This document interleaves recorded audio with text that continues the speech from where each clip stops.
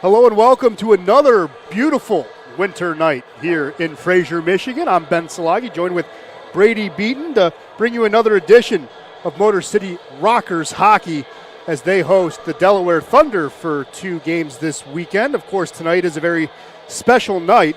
It is a night for the refugees and the families of refugees at Immaculate Conception Ukrainian Catholic Schools in Warren, a proceed of the gates here at tonight's game. And also tomorrow night's game will go to those families. We're hoping to have a big crowd, but Brady, right now this team's on a big little streak. Got a big win before last weekend, getting those 3 wins. It's huge. They're getting right after a disappointing showing against Dansbury. Well, right, and it's a 6-game point streak. Hey, you had the shootout win in Binghamton. You had the overtime losses here against Danbury. But as I said before the Watertown game, this was an opportunity for Motor City to accumulate some points, a little bit of the softer part of the schedule. You took care of Watertown the night before Thanksgiving. You went into Delaware, and you got a couple of multi-goal wins that you didn't really have to worry about in the third period, and they did it in a strong way.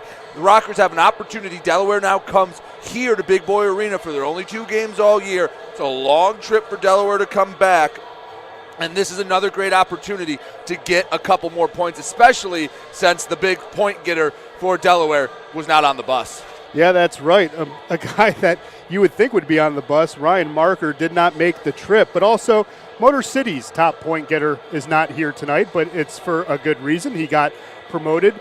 Scott Koash going earlier this week to Knoxville to play in the SPHL. He played in the SPHL a little bit before coming here at the end of October, but Koash goes up to the next level, and we expect good things in him to continue playing as well as he did. Had 10 goals and 6 assists in only 9 games. Well, Ben, it's the life of the minor leagues. It doesn't matter if you're the Fed, the Southern, the Coast, or the A. You're going to get your good players called up, and you're going to have to find a way to recover from that.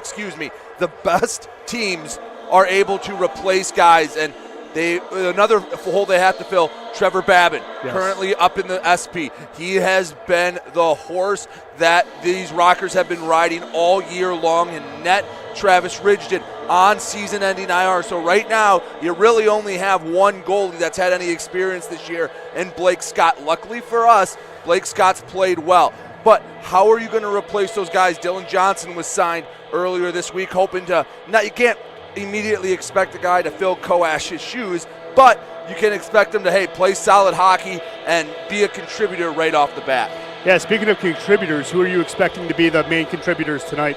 Well, Ross Bartlett not in the lineup tonight. He is a healthy scratch tonight, so I expect you to lean on your point getters. Get guys like Brad Wright or Declan Conway, who has just been on fire since he's really gotten in this system here at Motor City.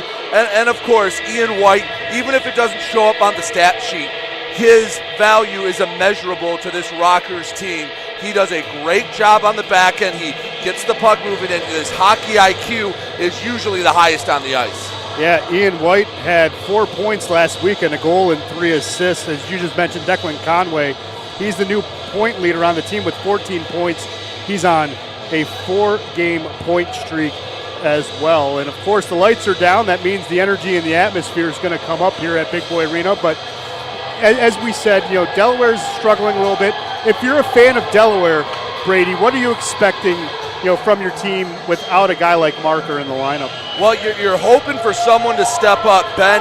This is a franchise that, to put it bluntly, is not used to winning. They started in the 1920 season, took the COVID year off, but in 2 seasons and change, they have amassed just 23 wins in over 100 games.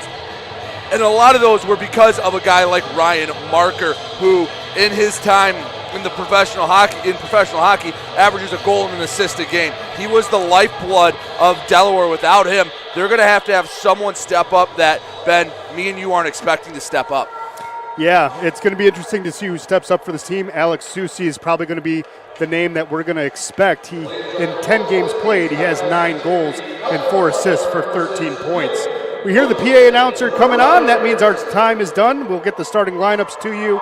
We'll introduce the Rockers, and then we'll have the first period come through. We'll be right back.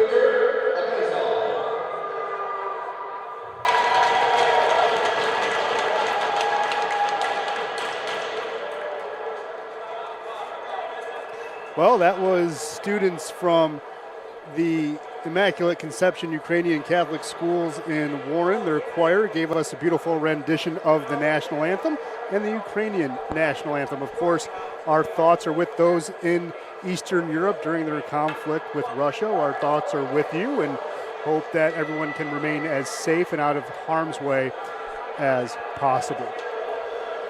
Well, Brady, we have a game to get to. Tonight's starting lineups are brought to you by Rock City Logistics. For a quote on all your global shipping needs, including LTL, rail, flatbed, and more, just visit rockcitylogistics.com. That's rockcitylogistics.com. Brady, what are the starting lineups for tonight? For the visiting Delaware Thunder, on the blue line, number 2, Eric Aganezov, along with Alex Basie. Their forwards, Pierre-Luc Ballard, Alex Susi, and Austin Weber will get the start. In net will be Trevor Martin. For your Motor City Rockers, Blake Scott between the pipes. At defense, Danny Vanderveel along with Josh Colton. Artie Malikin, Brad Ryder, and Tommy Cardinal will be the forwards for your Rockers. Yeah, we just saw Artie Alekin just on the far side of the ice with the Genesis kid of the game getting the ceremonial puck drop. Of course, when you do that, you get to keep a puck as they get ushered off the ice. And Artie was one of the players. Of course, it was Artie, Scott Koash, Trevor Babin, and Everett Thompson that spoke on November 14th. It was a Monday at the Immaculate Conception Ukrainian Catholic Schools. We're talking to the students as we get this game underway about leadership and their story. And it was really touching because Artie Alekin, who is from Russia, he's from Moscow, was able to speak Russian with the students, and the students really took that to heart. It was pretty cool. The Thunder trying to get the puck out of their own end, trying to get to it now is Basie as he moves it ahead to Weber, dumps it right back in. Getting to the puck first is Ballard. Gives it to the far side. Ryder will take control of it for Motor City. Alekin on the near side has it, looking for the breakout. Gets it into center ice. It's going to be a turnover there as it goes into the bench. But almost 40 seconds have gone off the clock, and action is starting to go. Brady, in your opinion, you mentioned in the pregame, Delaware has not won a lot of games. What does Motor City need to do to make sure that they can jump on this team early, like they kind of did against Watertown the last time we had a home game? Hey, just keep running your system. In Delaware, there were times where Delaware came at you with a little bit of a blitzkrieg. They attacked and they maybe tied the game up, took the lead, but they wore down as the game went on. Be patient. Don't force anything. Stay within the system, and good things will happen. Yeah, it's going to be important. That puck was frozen right there by Blake Scott. Of course, we mentioned that he's forced into starting action, still waiting for Trevor Babin to come back from Knoxville.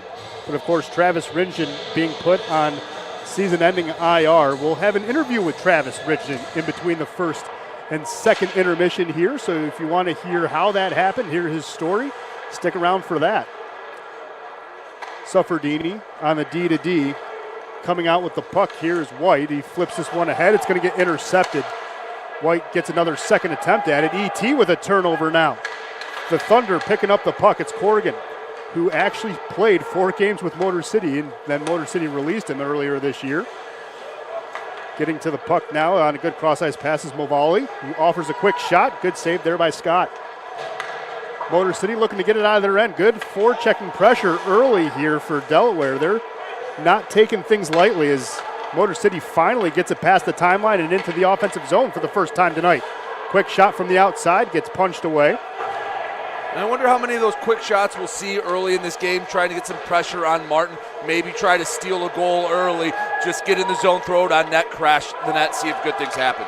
Yeah, Michael McHale started both games for Delaware in Delaware last weekend as that puck gets deflected past the safety netting into the stands. But, McHale played last weekend, but it's actually Trevor Martin who has the win, the lone win under his belt when they beat Watertown. Yeah, and anytime you got a win between the pipes, you have a little bit of confidence. You're feeling you got a chance. And if Delaware wants to get a game here in Fraser, they're going to have solid goaltending either night. Motor City gives it to the near side. It's going to be picked up there by Basie. Basie on a quick D-to-D. Agenzov tried to get this one out. It got deflected. Second effort here. That one's collected by Adamandius, and he turns it over. Clouston feeling pressure, avoids it. Now he's going to get the breakout going. Walking this one to center ice. Avoids a defender, trying to get it to Gaudette. That's going to be intercepted. Good play by Ballard. Coming out to play that one. That's a little dangerous play, and that's ill-advised. That's an easy goal there for Alex Susi.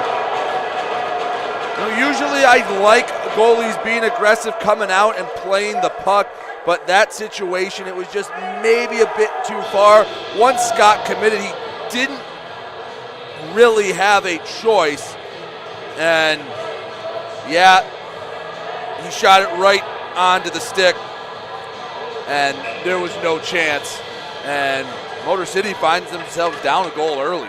Yeah, Susi now has 10 goals in 11 games played. Still, like we said, pacing the pack at 13 points. He now has 14. Motor City kind of getting out to a little bit of a lull, maybe seeing if they can overcome a little bit of a hangover here. Basie trying to get this one out. Good forward checking pressure. Motor City now. Gaudette tries to center that one. That goes behind the cage. Agenzov tries a cross-ice pass. E.T. with nice deflection there. Weber picks it back up. Good cross-ice pass. Motor City trying to still prevent a good breakout. Good clean breakout here. Ballard moves it up to the near side. Swiped at it now by Weber as he sends that one down. Played there by Vanderwall, and good forechecking pressure by Corrigan, tying it up behind the net. Motor City trying to come out with it. There's another dangerous play. There's another shot. Scott, though, kicks it away with a pillow. Delaware's had a lot of pressure in the Motor City zone early. They have to find a way to flip this. Delaware's going to try to pile on as early as they can. Yeah, there's a good look by Gaudette. Just couldn't bury it. And Declan Conway. Of course, Conway, Koash, and Gaudette normally your top line. When you lose a guy that you can lean on in your top line, still got to work through some chemistry issues. Dylan Johnson, a brand new signing for Koash, is now taking the face-off circle here. Good win for Johnson. Suffredini's going to take a quick blast. Martin, though, freezes it right there. And a lot of quick shots early. All three of their shots haven't been from high percentage areas, but they're trying to generate something, create a scramble. Hey, you're down 1-0 early. Maybe that wakes the guys up a little bit, says, all right, you got to knock off the rust. They're not going to roll over and let you take 3 points. Yeah, just got to get one out of the jar and the rest will follow, right? Lambden tried to backhand that one. That gets intercepted. Good pass here, gets intercepted. That's a shot, and it got deflected in front. Motor City gets a goal. I believe that was Dylan Johnson. Let's see who comes through the party line. Sure it is, number 27 in front, deflecting it in front. First game as a Rocker, he gets a goal already. He almost soccers this in as, again, Suffredini throws it on net, and he kind of jumps to try to get out of the way. And I don't know if it hits his leg or his skate, but it hits something, and he bounces it up top shelf. Again, hey, early, throwing pucks on net, can get deflections, and getting the first one out of the way early is not a bad feeling for Johnson. No, 4.5 minutes in, you get your first goal. That's not bad. Not bad at all. The young man from Cloquet, Minnesota. First game in, getting a goal. Again, speaks to the front office talent. Here's Conway.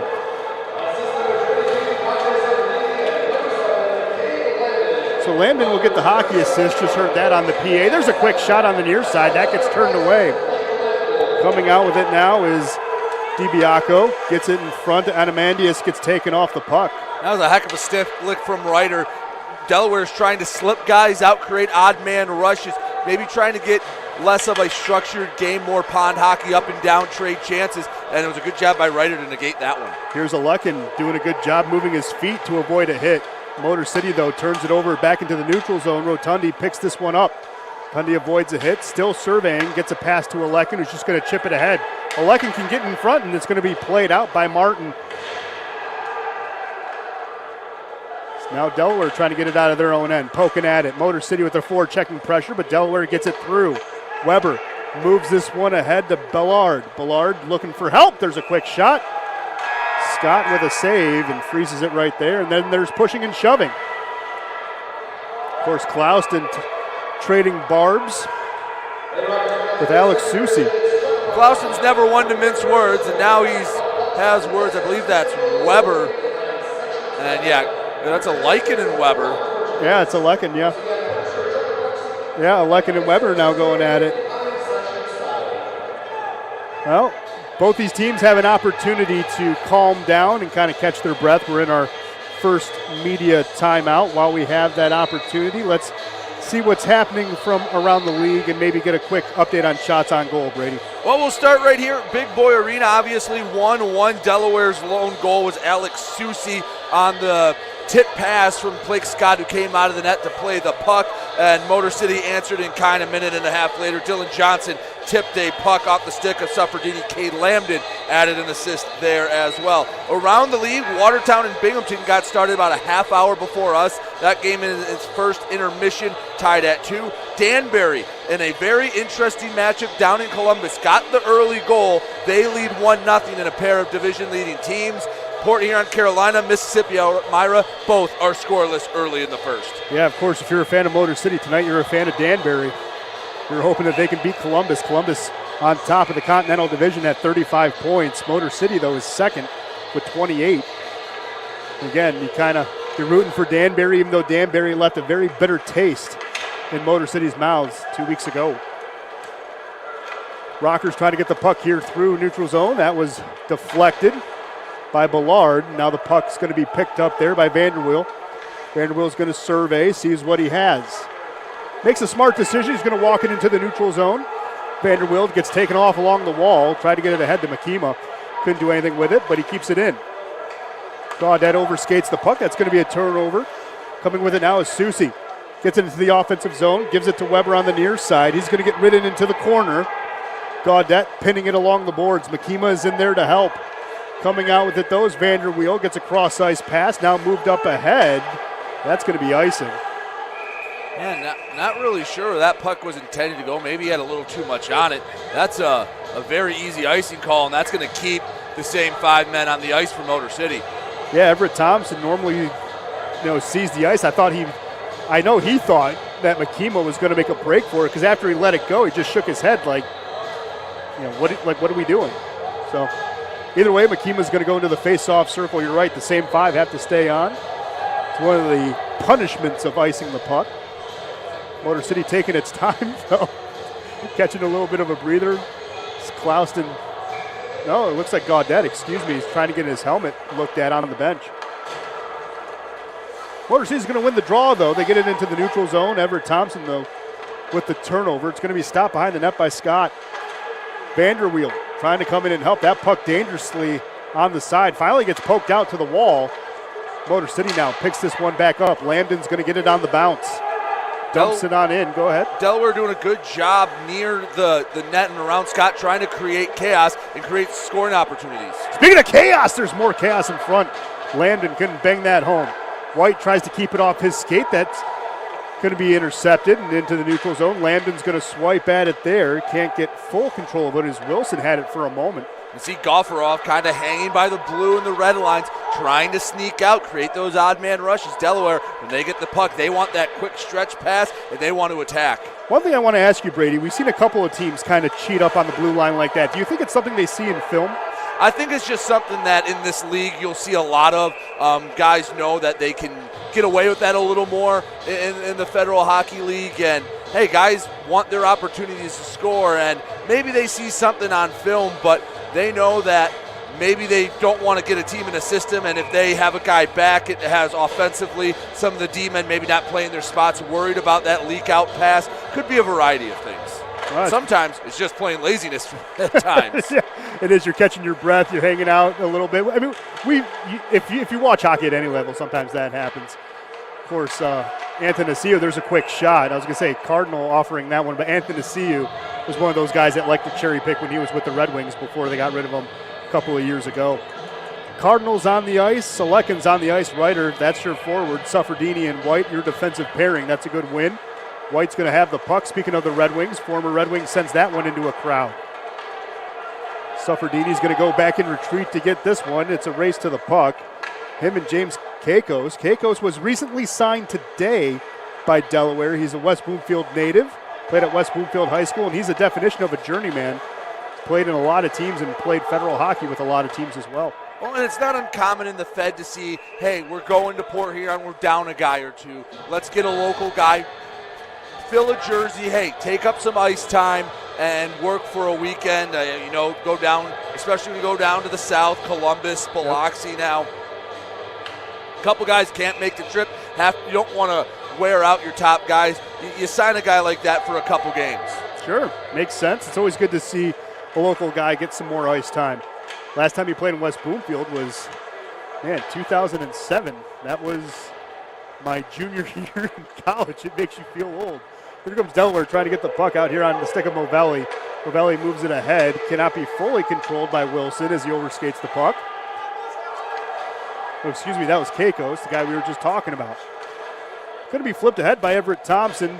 This one's not going to be icing off Thompson's stick. It will still be in play. DiBiaco, recently signed by Delaware as well. Turns it over. Here's a shot, Clouston. Good block by DiBiaco. Came in, sacrificed his body to block that one. Another pass in front. That almost was an own goal. It bounced off the stick there of Berezin. He was traded from Elmira on the 30th. A lot of new signings here. There's a shot from Rotundi into a crowd.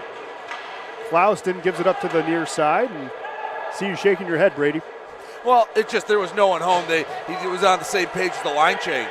Here's Johnson poking away at it, coming off the bench with that line change. Here's Conway in the circle, fires that one into a crowd. And you can see the chances Motor City's getting. That's the other side of leaking out. Hey, you don't have a lot of pressure back at the blue line. The defenseman can cheat up a little bit, get better scoring opportunities. Yeah, Conway moving the puck up now, drops his back off to Colton, who fired a blast from the far side. Easy save, though, by Martin. See if they give us the media timeout or nope, they're going to play it on through. All right. It's always fun to guess when they're going to give the extra minute to the players. But here's Ryder again in the face-off circle. He's going to do battle with Ballard. Good win again for Ryder. That's consecutive wins. There's a deflection in front. It's going to go into the corner. Picking this one up is Agenzov to Weber. Weber, nope, didn't even get there. Went back into the corner. Puck still tied up. Agenzov tried to get to it. Motor City's going to come out with it. They send it to the far side to Colton. Colton has the puck looking for a centering opportunity. Alekin can't get a stick on it, though. Cardinals going to offer some pressure. And how Motor City's kind of turned the tables around. First 3 minutes, Delaware had the puck seemingly exclusively in the Motor City zone. Now, Motor City, all the attack on Martin and Delaware. Here's a good drop-off pass to Colton. There's a shot punched away. Just keep firing at the net. You saw the first goal. Good things will happen. Again, be process-based. Don't be results-based. You're getting good looks. Yeah, Ryder with another drop-off pass. Here's another pass to Thompson. Had Vanderweel at the point. Gives it to Gaudet, who came on late. That's going to be broken up. Moritz walks this one on, or gives it up. Now it's walked in by Gafarov, and now it's taken out to the corner. Everett Thompson offering the hit. Now he gets the puck. E.T., good little fake there. They've seen that he normally passes. He walked that one all the way into the offensive zone, but then gets taken off the puck by Regala. Didn't have a lot of help rockers in the middle of the line change. Yep, that's happened. It's happened twice now with Clouston and Thompson. Picking up the puck at the end line here is Gafarov. Takes it to the half wall on the far side, now into the slot. He has help.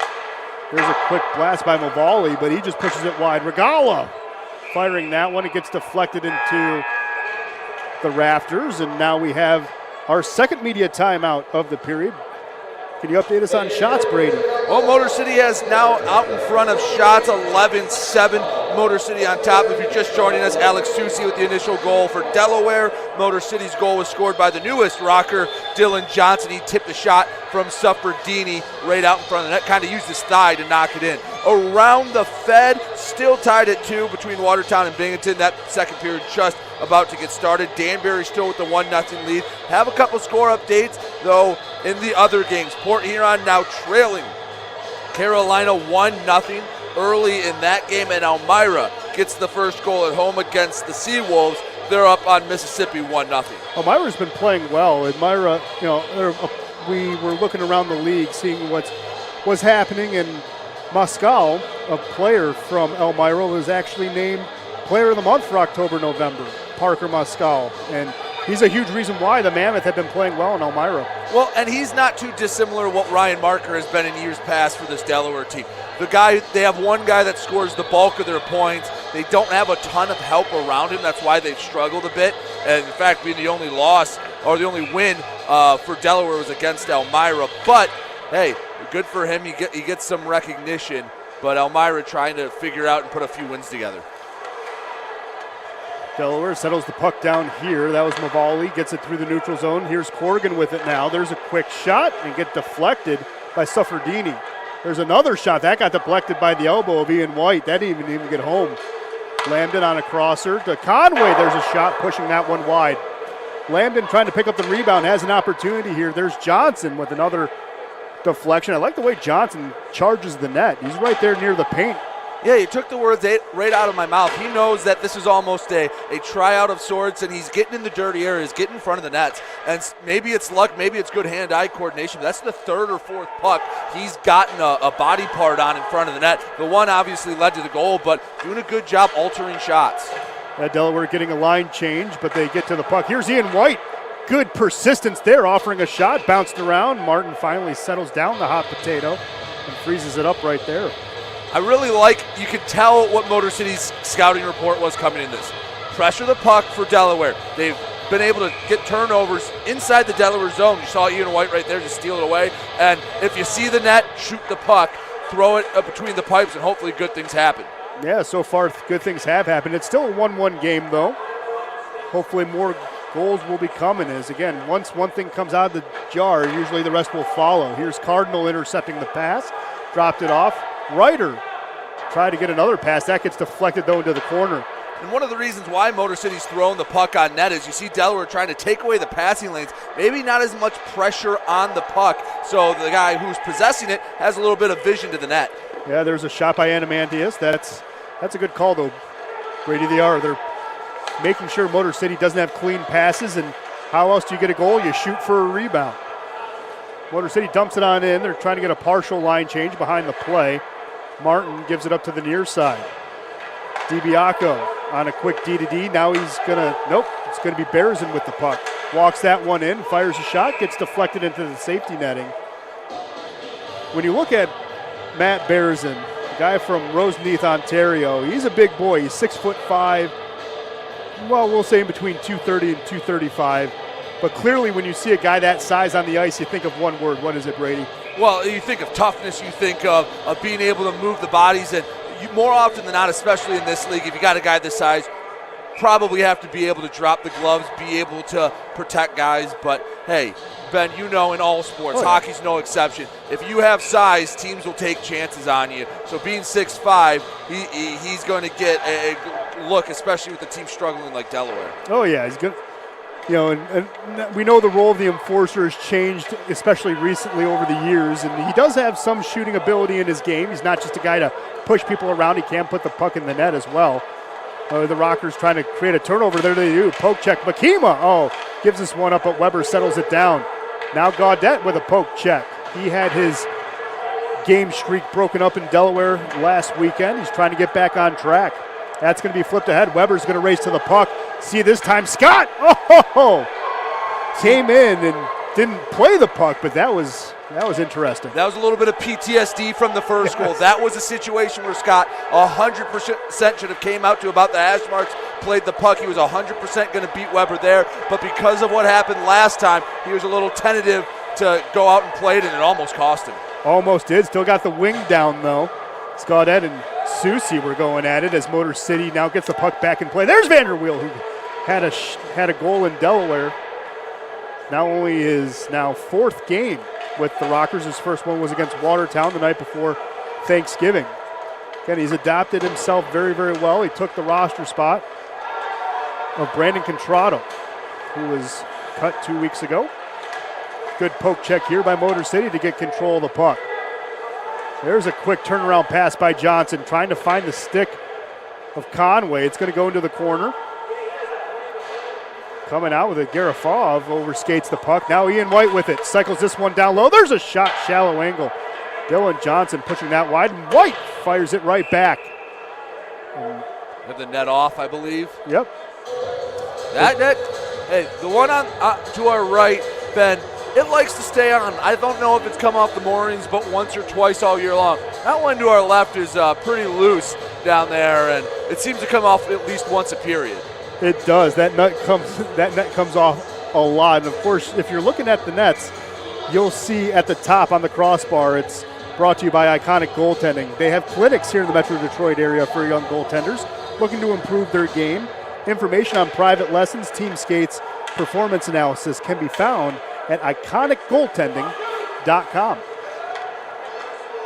Good way to get a plug in once the net comes off the moorings as Motor City dumps it right in, and Martin is going to survey before giving that one up.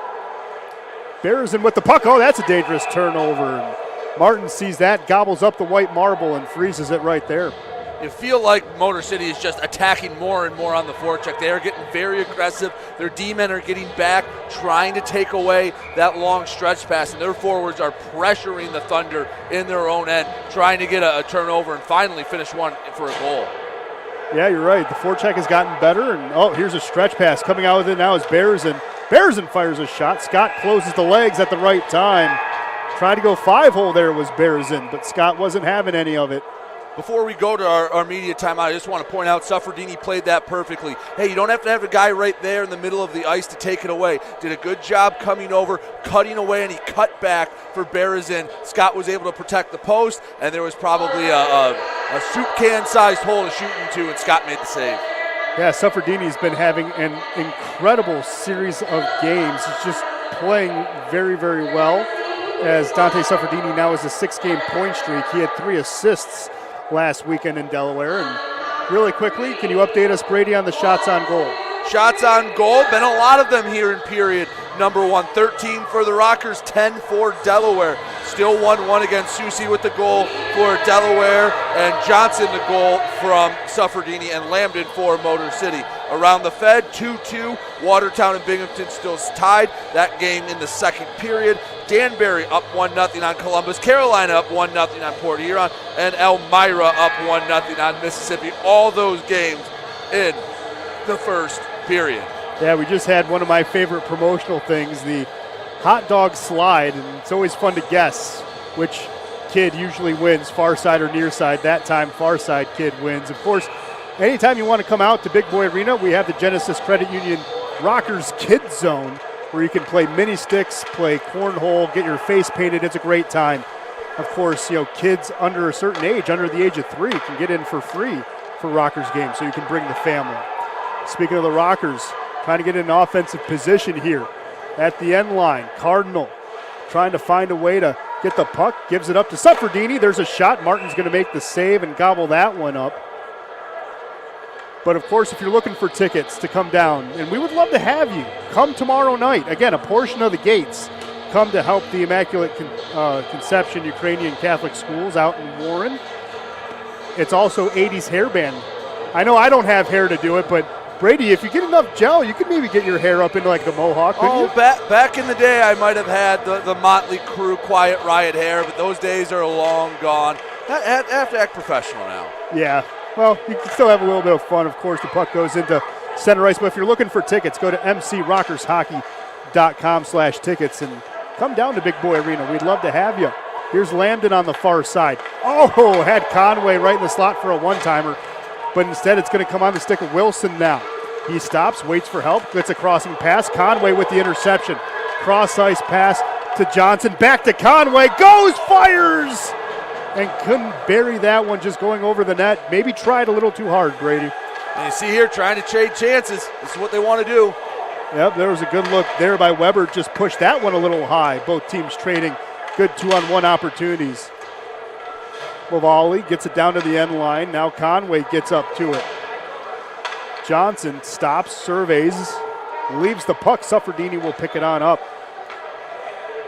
Surprisingly enough, we've had a goal each on each side, but yet no penalty has been called so far in this game in the first period. It's a little surprising.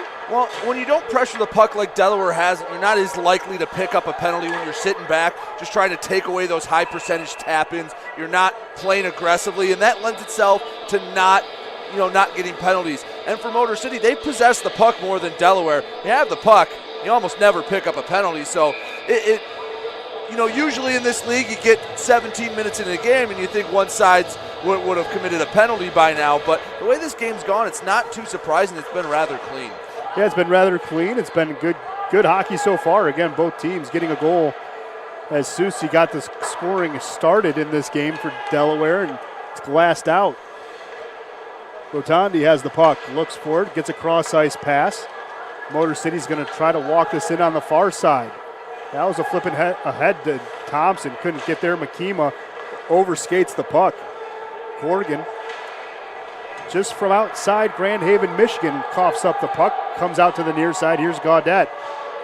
Gafarov had it there for a second, coming in to help is DiBiaco. Now with it again, it's Movali. Movali tries to get it out of the zone. Good interception there. There's a quick shot. Thompson just pushing it wide. Thompson doesn't have a lot of goals, but what he doesn't provide on the score sheet, provides leadership, good locker room cohesion, and strategic movements when the game's not playing as well. Helps coaches with film review and lineup decisions. He's basically a coach on the ice. Well, and you got to have guys like that. Hey, only one guy can score a goal. Not everyone's going to fill the stat sheet, but sometimes those most important ones are the ones on the blue line and the ones that do the little things that don't show up in the box score. Yeah. Everett Thompson's a great guy. He also, in his off time, helps as that puck gets deflected into the safety netting. Helps younger high school kids who want to play at levels like this. He advises them with stretch pass advising. Actually has a player in Heartland, Puyo, that does it's one of his players. Thought I saw him at a game when Heartland played Catholic Central to start the season 2 weeks ago, and we kind of you ever go to a place, you have that nice little awkward, weird stare when someone's like 6 feet away from you, you're like, I know you, but I'm not sure that I know you? Oh, yeah. It happens a lot. Yeah, me and E.T. had that nice stare for a good solid hour, and neither of us, because we're both naturally shy people, never said hi to one another. But it's good to see that he's back, recovering from his finger injury. He was out for a little bit. Everett Thompson, a big piece to the Rockers' puzzle here. Rockers trying to get control of the puck at center ice. It's going to be turned over. Now it's a battle for it along the near side boards. Wilson took a big shoulder. Now it's tied up at the timeline. Who's going to come out with it? Was it Bazarin? No, now it's Basie with it. Basie has a good beard to him. Looks like a Viking. Of course, the Thunder with the mascot looks like a Viking. He fits in very well. Motor City still trying to get the puck out. There's Bearson with a shot. Good save there by Scott. Keikos overskates the puck, allows Motor City to get control of it here. Basie pokes at it, but Lambden has control of it, gives it to Vanderveel. Has a man in front, gives it back. Oh, Johnson with a shot. And Martin just gets the pad on it to push that away. That was a dangerous challenge by Basie at the other blue line. If he doesn't get a piece of that puck, it's a 3-on-1 going the other way. Luckily for him and the Thunder, he does get a piece of it. It slows them down enough. But coming up to challenge at the other blue line, that's an aggressive challenge. It is, yeah. Got to trust your feet, got to trust your hips if you're doing something like that. Motor City, oh, that was a big hit. Corrigan goes down at center ice. Motor City trying to get the puck out in the final seconds here. It's going to be settled down on the stick of John Moritz, and that will be the buzzer. And of course, before we bring you Travis Ridgeton and the interview, we have our intermission stats brought to you by Triumph Geared Solutions. Machinist jobs are available right here in the Metro Detroit area. Just visit careers.triumphgroup.com to learn more. That's careers.triumphgroup.com to learn more. Brady, update us on shots on goal and what's going on around the league. Well, after the first period, Motor City 16, Delaware 12 shots on net, but the important stat, goals tied up at 1. Susie for Delaware, Dylan Johnson for Motor City. Again, around the league in the second period, Watertown has taken the lead over Binghamton 3-2. Danbury up 1-0. Port Huron knotted it up down in Winston-Salem. They're tied with Carolina 1-1. And Mississippi and Elmira, the Mammoth at home in upstate New York, have the 1-0 lead over Mississippi. So, Ben, I'll step away and put someone in this chair that maybe might have a little more clout than me, a little more pizzazz than me, and people might want to hear from a little more than me. Yeah, we'll allow Brady Beaton to hand over the headset. We're going to welcome in. He wears number 33. You might know him better as Trav for Oilers, but we know him as Travis Ridgeton. Trav, thank you so much for joining us with the intermission. It sucks because we thought we were going to see you this weekend. We're seeing you a little bit differently, but explain to the people at home why we're not seeing you in pads tonight. Yeah, so again, first off, thanks for having me, Ben. It's nice to be in the booth. You always do a nice job. I can't see you during the games, obviously being on the right bench, but yeah. So basically, if you've been following the FPHL website and the transaction page, that I'm on the season-ending injury reserve as of today. Yeah. I've had a massive hip and a knee issue that I've been hiding all season and well into the summer. I'm going to be getting hip surgery beginning of January. Okay. And I've tried masking a lot of the issues with cortisone and steroids, and they've worked well, but when they run out, they run out. And right now they've run out, and I'm feeling everything in my hip, my knee, and I'm at the point, like the last 2-3 weeks where, like we talked, before the show, that like I'm at the point of like almost tears when I'm on the ice. I'm in so much pain. And having a talk with management yesterday, we just decided that this was best, was to just get the surgery done, get generally healthy, don't have to rely on steroids like I have been for the last year. Yeah. And then we'll come back next year and hopefully we can do something good. And the plan is to be healthy for the start of next season. That's a good plan to have, and anyone that of course follows you on YouTube, Trav for Oilers, of course you have Slinging the Biscuit podcast with Dave Wheeler, and I know Wheeler maybe wants to take the job. It's not happening. You understand? It's not happening, David. It's definitely not happening. No, I'm kidding. We like Wheeler. You guys do a great job. I want to ask you, what got you into maybe doing all of this social media? Is it just Is it just sharing your story? What got you into doing all of this stuff? I think that it just started with like a genuine passion of like, at 10 years old when I started becoming a goalie, there was no real previous information out there for my dad and I to learn from. Yeah. Like my dad never played hockey, he was never a goalie. Obviously everything that I had, I learned like doing it myself. And so like I thought like, what if I could help other people like not make the same mistakes, whether we're talking about how to tape a stick, how to shop for gear, or making mistakes in hockey. Like pro hockey's a very like glamorous concept, but like there's so many things that and I know, and I've shared with the world that like there's a lot more that goes into it than just throwing on a jersey on a Saturday night and looking cool. Like in all seriousness, like it's a grind. It absolutely is. It is, and one thing I like about your YouTube page, and I've told you this before, is those reviews that you do. I was just watching the other night you doing the Bauer skate, review and things like that. And skates, as you mentioned in the video, they're not cheap. I mean, skates can cost you a pretty penny, so those are valuable pieces of information. But also, one thing I found really, really interesting as well is how you hold your stick and how you can shave off the blade a little bit on the handle, make sure it's comfortable. Telling people where you can find these templates online where you can also do that for yourselves. You're doing a great service for the hockey community, and I'm sure you know this because your YouTube page isn't a small following, it's a very large following. You don't have to be humble about it. It's a very large following, but you're doing a very good service for the hockey community. So thank you very much. On behalf of the entire hockey community, we thank you for it because it's entertaining. And of course, people who don't know what life in the Fed is like, you also have a vlog for life in the Fed as well. Absolutely, sharing the behind the scenes, what goes on with the Motor City Rockers around the league. Some clips from other teams that maybe I shouldn't post, but I haven't gotten in too much trouble for that yet. But I just want to say too, I don't know how much time we got, but I want to say to you, to Nick Field, our GM, to our ownership, to everybody, just thank you for having me here. Thank you for believing in me. Thank you for signing me when really nobody else would. And as of this moment in time, all things considered, not releasing me and putting me on the season-ending IR because the team plans to keep my rights and have me back for next season. And also, getting paid isn't half bad either.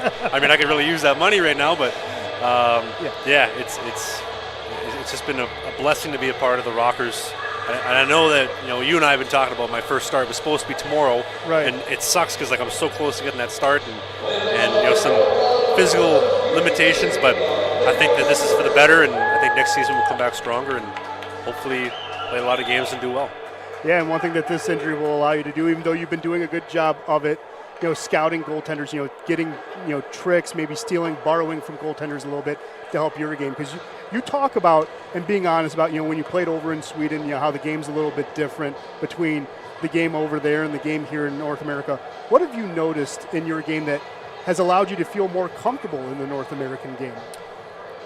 Honestly, I think just making mistakes in practice. Like Yeah. I think one of the things that we were missing was making mistakes in games. In all seriousness, like if I don't make mistakes, we can't make adjustments. And I think that the 44 minutes that I've had this season between Port Huron and Watertown, I don't think it's a great sample size to like sample mistakes from. Yeah. It would have been nice to get some mistakes tomorrow night to kind of like build off and get better from. But I think that's so important. Like in Europe, where guys have so much more time. Like I can't tell you how many times last season where you get a Swede right down the middle in the slot. He's got just me and him one-on-one, and he makes another pass down low. Like, shoot the puck. As opposed to here where like guys will shoot the puck from anywhere at any point in time with no notice, and like they just crash the net. They get traffic. They get bounces, and it's just a completely different game within a game, I believe. And I think that's the one thing that my game has been missing, is making those adjustments to succeed here. Interesting enough, and one thing we do wish that you got that game experience, that game confidence, because in Watertown, I mentioned it before, it was a heroic moment, right?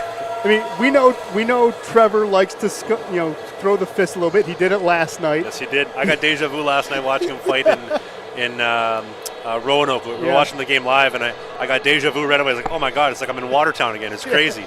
But yeah, it was interesting. Like he's had so many fights, and I get my debut after he fights. Right. So yeah, he goes off. You come in and you did. You looked a little bit shaky, but you settled in. You settled in very nice. And like I said, you came in cold. It wasn't like in baseball where you call in a pitcher from the bullpen and he gets to warm up with 10 to 15 pitches. He gets to see his strike zone. No, you're seeing it in adjusting in real time. And you came in, you were able to make those adjustments and secure a win against a very quality opponent. Yeah, I mean, the defending champs. I mean, I know that they look a little bit different than last year, but like I could smell the second I went in, like the Watertown guys are like, ooh, like fresh meat, let's test them, right? And they did. They got the first goal in the first shot.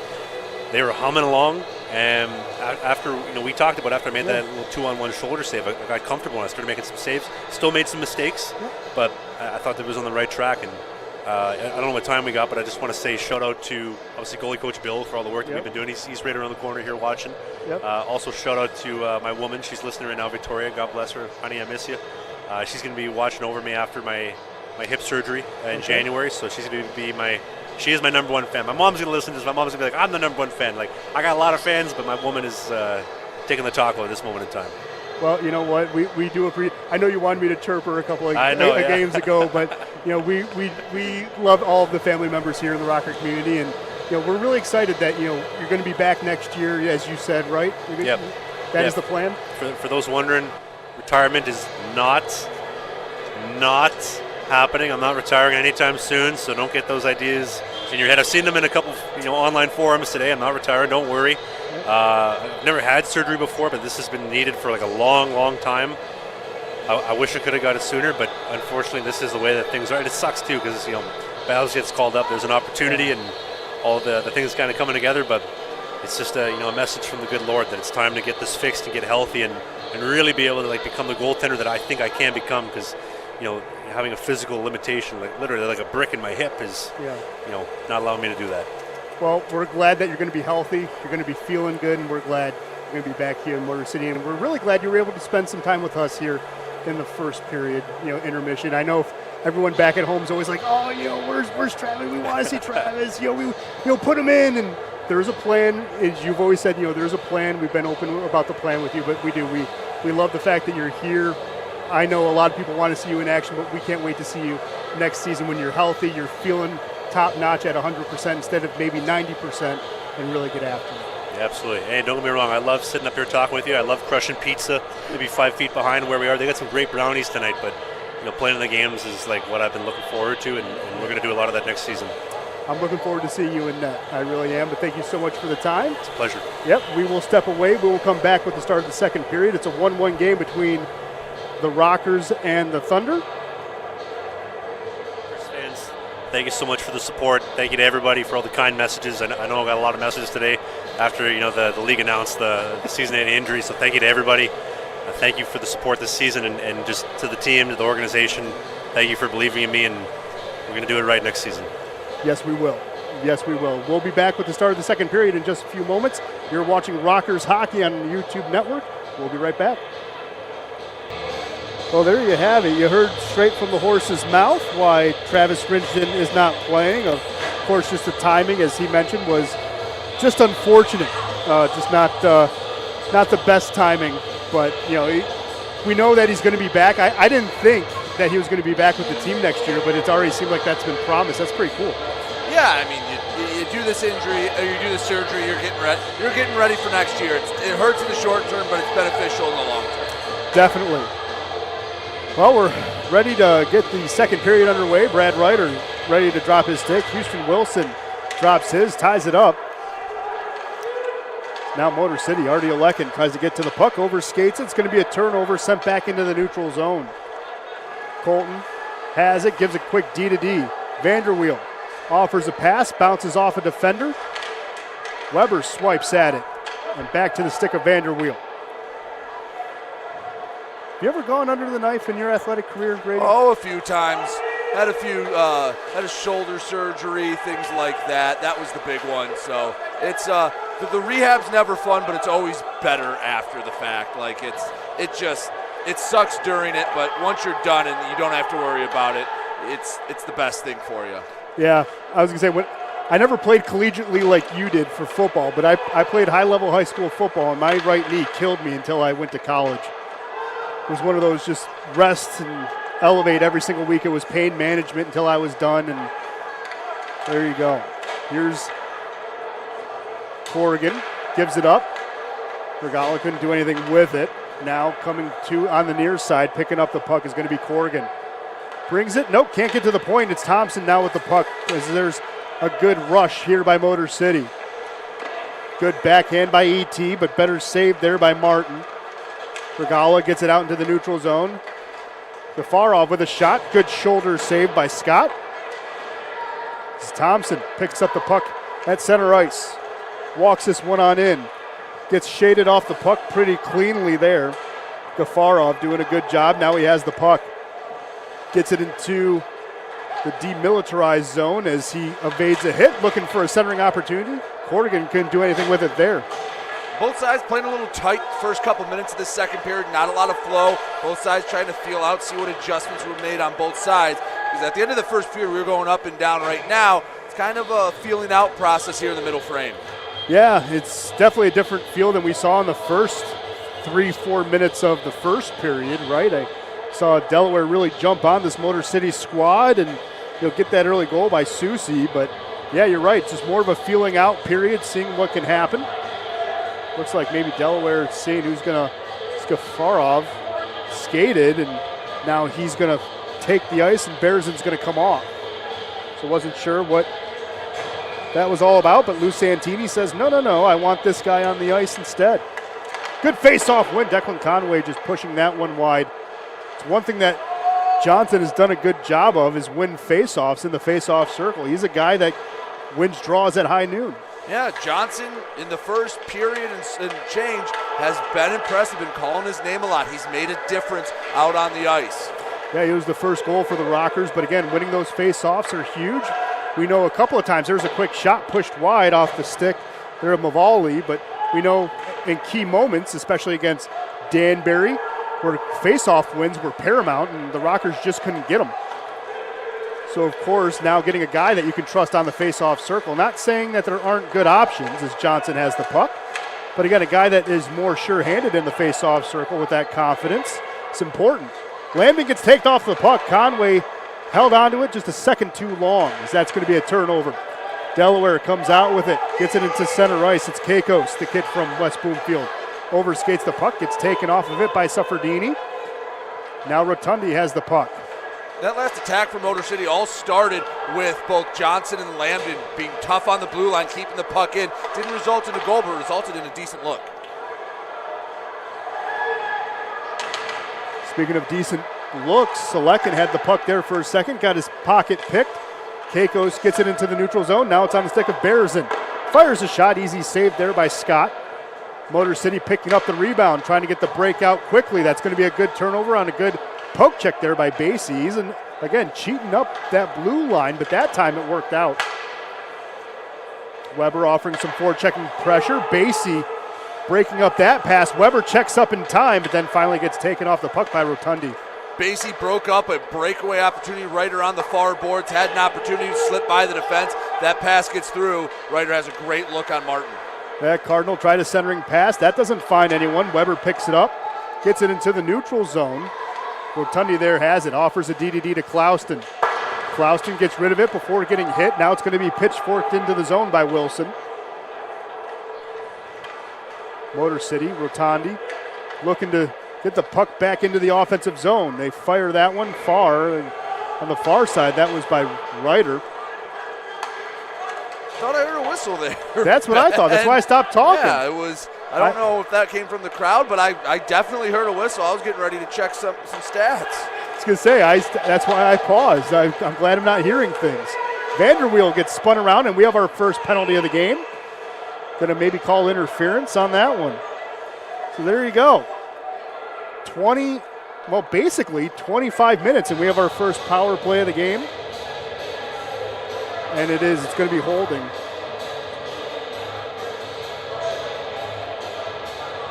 So Motor City on the power play. Motor City actually leads the league in power play conversion at 26%.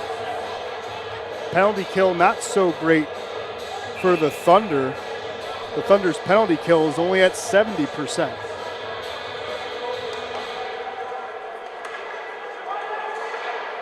Motor City keeping the puck in on the near side. That's Vanderweel.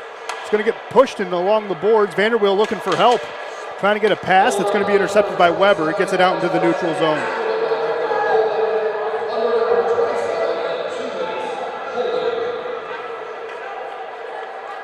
So yeah, holding is officially the call on Basie as Motor City trying to work their power play. Here's Gaudette pushing that one wide. He had a wide open goal mouth, but just pushed it past the 4x6.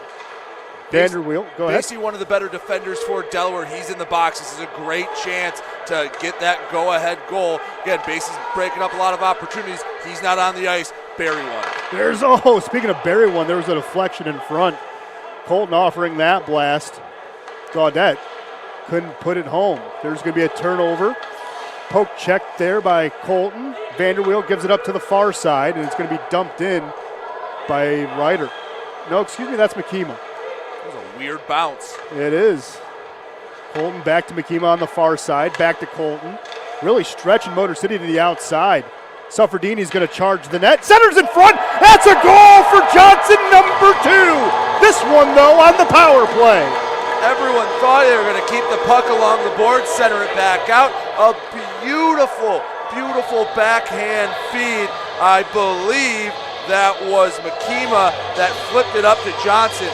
And, hey, you put yourself in good positions, good things happen. And that's a high percentage shot. Big goal on the power play for Motor City. Yeah, that's a big goal there for Dylan Johnson. Again, signed literally a day ago. Replace one goal scorer with another right now. And, hey, have to be happy with early returns on Dylan Johnson. Have to be pleased with what he's brought to the team. That was only about 45 seconds into the power play.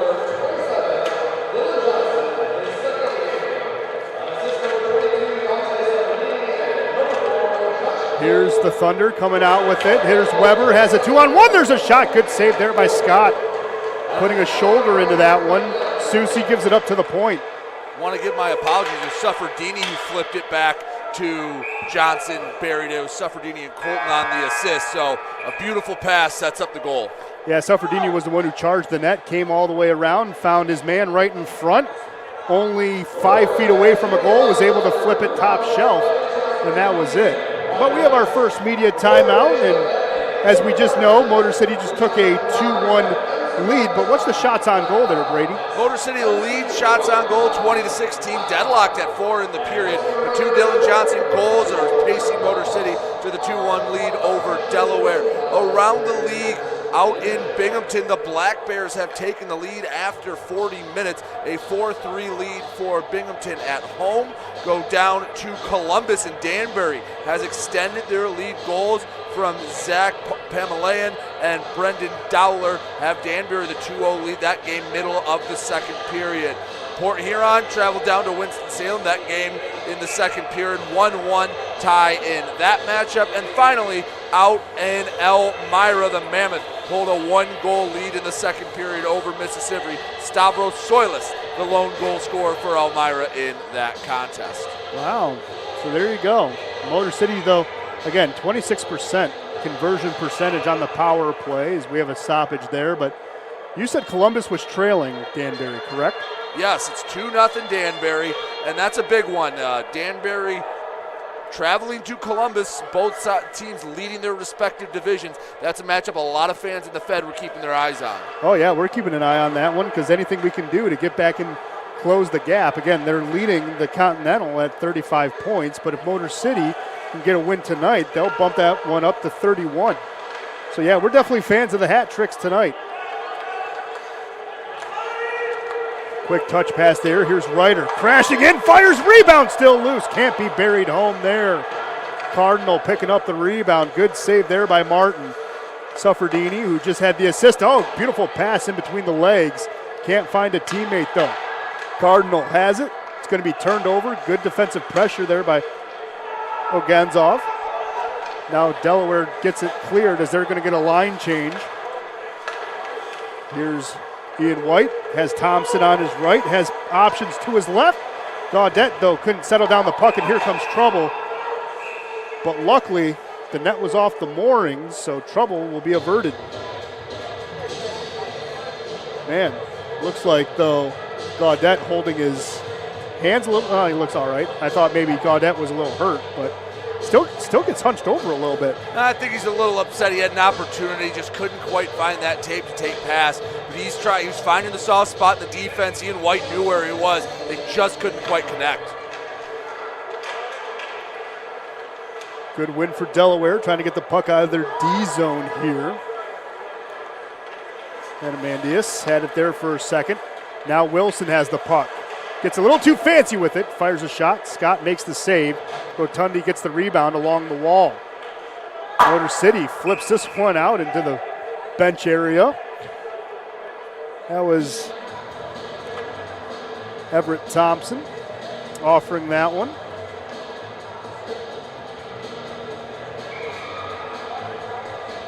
So Wilson's going to be back in the face-off circle for Delaware. Oh, that could have been a nice win. It almost was a good one-timer there for the Thunder. Picking up the puck here, Garafarov gives it up to the near side. Moritz with a good look. J.C. Moritz, though, could not beat Blake Scott, and we had some pushing and shoving after the whistle. Very physical net battle out in front between Wilson of Delaware and Motor City's Von Klaus. They were really giving each other the business, and yeah, that was a very, very physical battle at the top of the crease between those two. Well, as we said, we had a good clean period of hockey in the first period. Second period maybe gets a little more chippy, and the third period might get a little bit dirty. That's what we saw against Watertown last time we had a home game. Johnson gets it to the far side. Now Conway with it in the middle. Oh, Declan had a good shot. It got deflected, though, into the safety netting. Declan Conway's been getting good looks, good chances in this game. Don't be surprised if he puts it together and buries one, because Declan Conway, he scores goals, and he's had opportunities. A little upset with himself right now, knows he had a great chance, but he keeps going through this process. Hey, if your scorers are getting looks, that's all you need to worry about. They'll find the back of the net eventually. Yeah, Declan Conway, still one of the top point getters on this team. He leads the team now with 7. Again, it was Coash, but Coash is still in Knoxville, so there you have it. Of course, Ross Bartlett not playing tonight, but he's overall the point getter at 17. Bearson had the puck, lost it there near the timeline. Going to be picked up here by Keikos. Keikos with a centering opportunity. Corrigan with a shot, just pushed it wide. Motor City's able to get a clear. It's not going to be icing. Oh, maybe. Yep. Okay. was going to say, I saw the lines official with his hand up and didn't see anyone else confirm it. We know takes the officials to do that one. Of course, referees tonight, Adam Fish and Chris Rowe, is waiting for Fish to confirm it.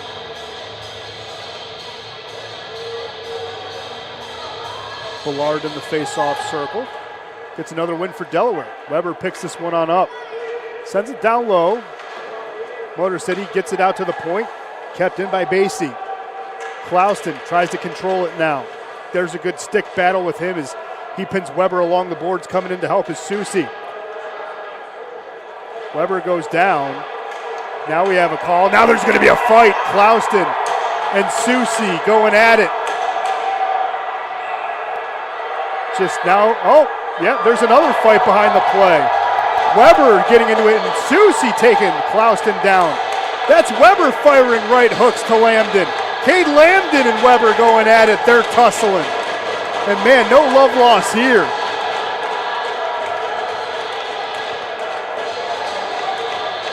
Austin Weber, the former Prowler. We know the I-94 rivalry between the Prowlers and the Rockers.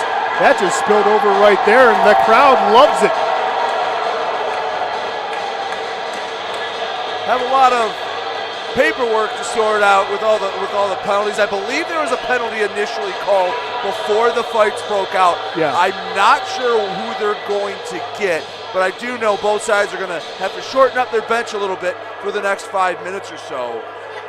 And yeah, the couple guys in the Delaware locker room have to pick up their yard sale as there was a lot of equipment down, and that kind of broke out of nowhere.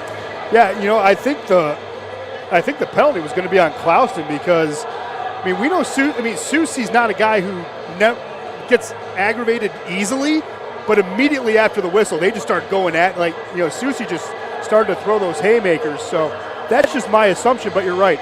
A lot of paperwork to handle as we see Everett Thompson and Basie, Alex Basie there talking to the officials, sorting it out. But yeah, I mean, we haven't really seen a big hockey brawl. I think that's the biggest brawl we've seen here at Big Boy Arena.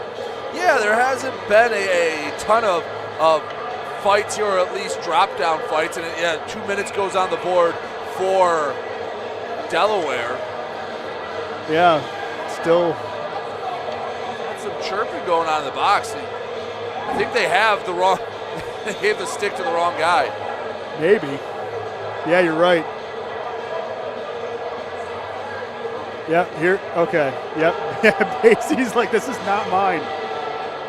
Or, excuse me, Susie. I saw Basie skate off. For a minute, I thought it was going to be one of those where they continue. Yeah, I thought there was more chirping going on in the box, but no, they just gave the wrong guys the wrong sticks. Yeah, he's like, guys, no, that one's mine. And can't see I've seen that too often. No. So there we go. We know the power play is going to be for Motor City.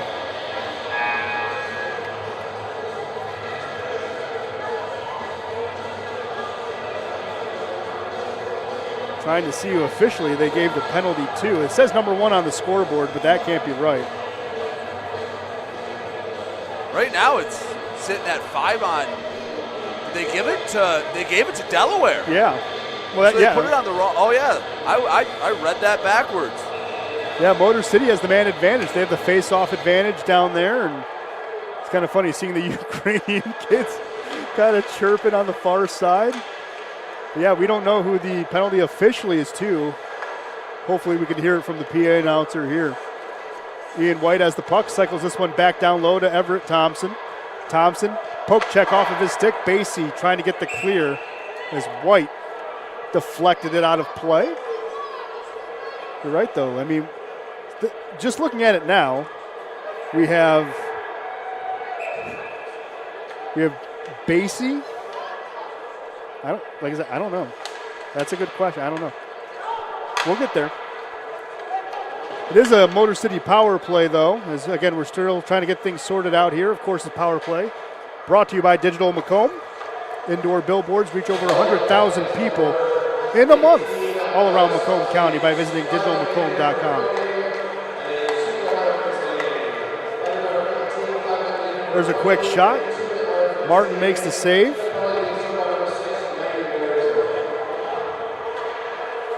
Now tied up in the corner. Johnson overskates it. White has it.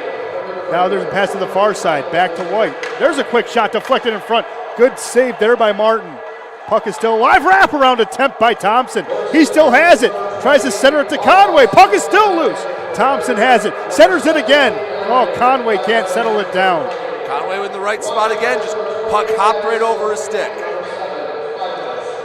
By the way, that penalty, an instigator to Susie. That's what it is? He picks up the 2 and the 5. It's served by Barzin, excuse me. Oh, there's a in front. Everett Thompson, I think. Got a stick on it. Does a fist pump. Everett Thompson gets a power play goal with 32 seconds left in the man advantage to make it 3-1. And the solid power play for Motor City continues. This time, Everett Thompson just has to tip one in. I believe it'll be Conway and Johnson or Suffredini on the second assist. We'll see what gets called up. But either way, power play's working strong. And Ben, when you can join a team midweek and they trust you on the power play, they're giving you those high quality minutes on the ice, and you perform, that makes you look real good to a coach and an organization. Yeah, definitely, as you say, it makes you look real good, and we might see Johnson here for a while. Here's Cardinal picking the pocket, slips behind the defense. Cardinal now looking for a centering opportunity, but can't find Ryder. Here's Berezin with the puck. Berezin gets it to the far side, gets ridden all the way out to the corner. That was Everett Thompson's third goal of the year. There's a quick shot. Oh, and there's a goal! Right there in front, getting one back for Delaware is Corrigan, right in front of Scott to make it 3-2. That's what Delaware wants to do. Get loose pucks in front and try to finish it in, create that chaos. And Corrigan, all he had to do was tap it in. By the way, the official scorer for the Rockers, it is Thompson from Conway and Suffredini. So Suffredini picks up another assist. Suffredini has a hat trick with the assist. That's his third for today. He does a great job back at the blue line. Good vision, good distributor. And when he has to, he can skate with the puck with the best of them. Yeah, well, we saw him in Danbury, against Danbury, I should say, get that breakaway and had a penalty shot because of it. Of course, Scott Koash wanted to take the penalty shot, but it had to be Suffredini instead. There's a shot. Scott makes the save. Oh, there's a deflection in front. Scott makes that save as well. The puck is still loose. Oh, and another goal! Wow, 2 quick goals here for the Thunder. Makes it a 3-3 game. That one was off the stick of Dennis Gafarov. And man, oh man, 2 goals in 30 seconds. It's a whole new game. Puck has been way too bouncy from Blake Scott. Hasn't been able to control the rebounds. Was able to get away with it a little bit in the first period, but those last 2 goals, because he couldn't control the puck in the blue crease, it would come to him and it was still loose. That's another one. The rebound sets up the goal. Blake Scott's got to find a way to settle that puck down, one chance, and that's it. Yeah, here's Johnson with a look. Again, it was a hard time getting the puck behind the end line in the first period, but both teams have 2 goals here in the second. That was the 8th goal of the season for Gafarov. Here's a pass. Conway picks it up, tries to slip behind the defense. Aganzov pushes him off the puck there. Basie gives it up to the near side. Picking up the puck now is the goal scorer, Gafarov. He overskates the puck, recollects, has a drop-off pass to Keikos. He tried to get a pass. Here comes Conway. It's a breakaway for Declan. There's a deep 5-hole goal! Declan Conway gets that one behind the defense. It's now 4-3, made by number 44. Declan Conway scores goals. He gets opportunities, and that time didn't overthink it too much. Just took it to the backhand, got Martin spread out, and slid it right between the wickets. That's a heck of a way to respond after blowing a 2-goal lead rather quickly. Yeah, you wanted to stop the bleeding. That's the best way to do it. Put the puck behind the net. Just use his speed, use his hockey IQ to get the puck, create the breakaway, and it is now 4-3. Conway with really good vision to see the loose puck. The turnover was eminent and able to sneak out. There's another goal. That's Cardinal. 8 seconds later. A little bit of pond hockey's broken out, Ben, after a kind of a tight first period. It's back and forth now, and the shooters are finding the back of the net. And Cardinal, a nice, simple backhand. And by the time you're going to write this down, we might have another. Well, how do you like that? 2 goals in 30 seconds makes it a tie. Motor City gets the 2-goal lead right back on 2 goals scored by 8 seconds. And it seems like we're going to have a timeout call by Lou Santini. How do you like that, though? Seriously, I've never seen that before. I've never seen a team gets back into the game, 2 goals, 30 seconds apart. And then 8 seconds apart, you regain your 2-goal lead? That's nuts. Yeah, he had 4 goals, and it looks like about a minute 20. And what a roller coaster for emotions has to be for both sides. If you're a Delaware fan, you're like, yes, back in the game. We've got this. They're on the ropes. Cutscene 5-3, and you haven't even gotten back from your quick bathroom break yet. It's been back and forth as we get the goals. As we get the goals onto the score sheet, we will let you know. The Declan Conway goal, the 4th goal for Motor City, was assisted by who else? Dante Suffredini. That's number 4 for Suffredini, and he's having a heck of a night distributing the puck. Once we get the 5th goal, we'll give you the official scores, but wow, what a sequence that was. Yeah, that's pretty incredible. Pretty incredible. Dante Suffredini, though, already having 4 assists and 5 goals. That's pretty nuts.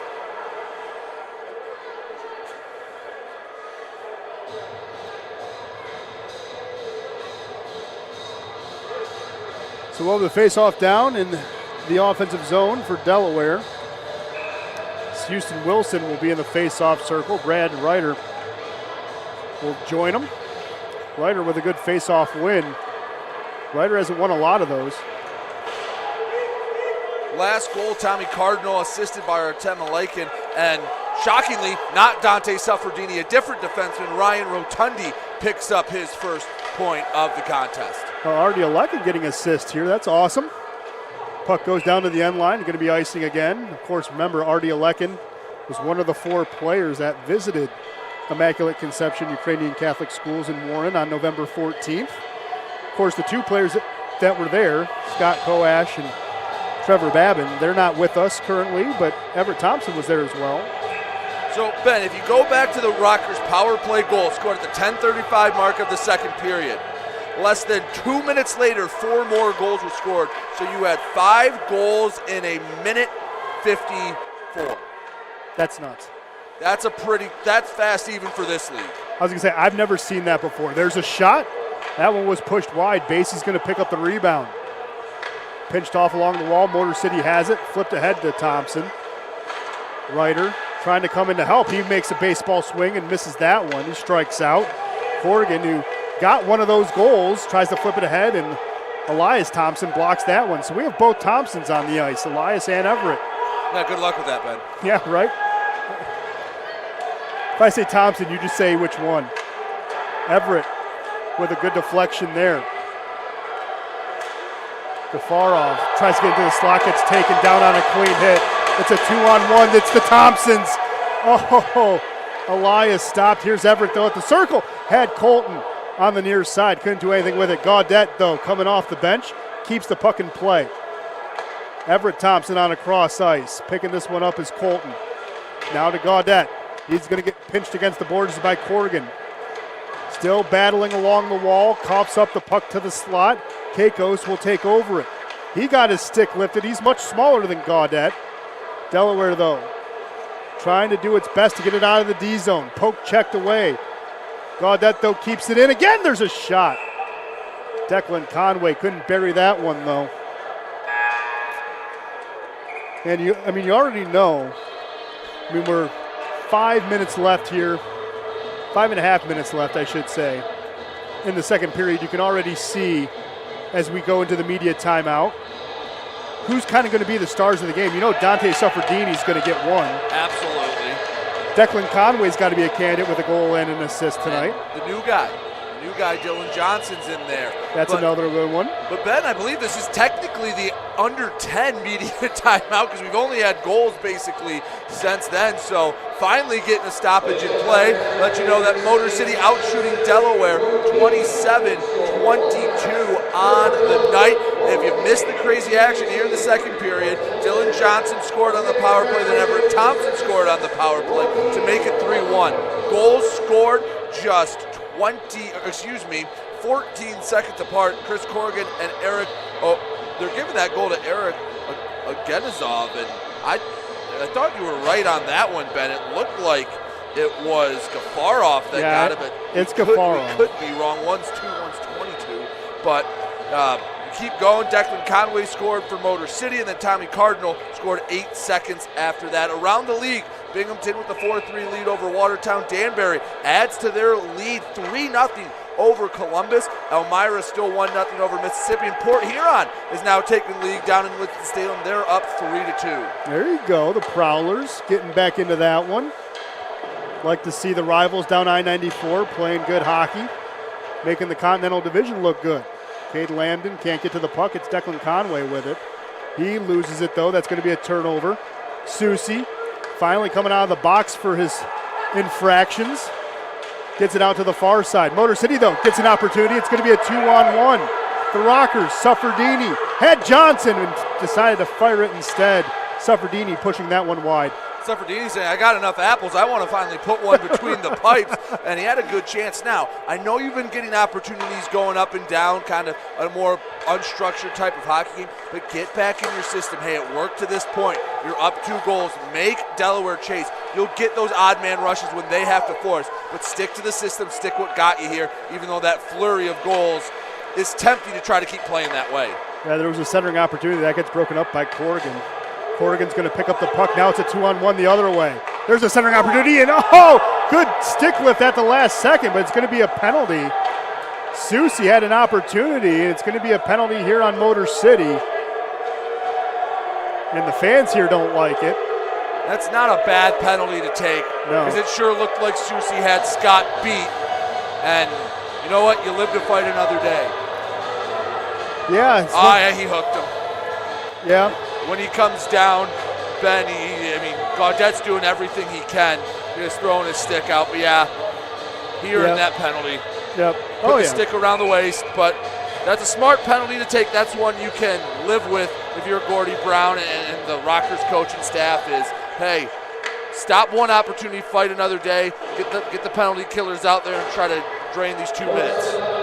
Yeah, the power play for the Thunder, they're only at 18%. Of course, anytime Motor City has to kill a penalty, it's brought to you by Kustra Law Firm, as that's going to be cleared by the Rockers. As for all your legal needs around the Metro Detroit area, including getting out of the penalty box, visit KustraLaw.com. That's KustraLaw.com. I believe the Kustras actually were the ones that hosted the team Thanksgiving dinner.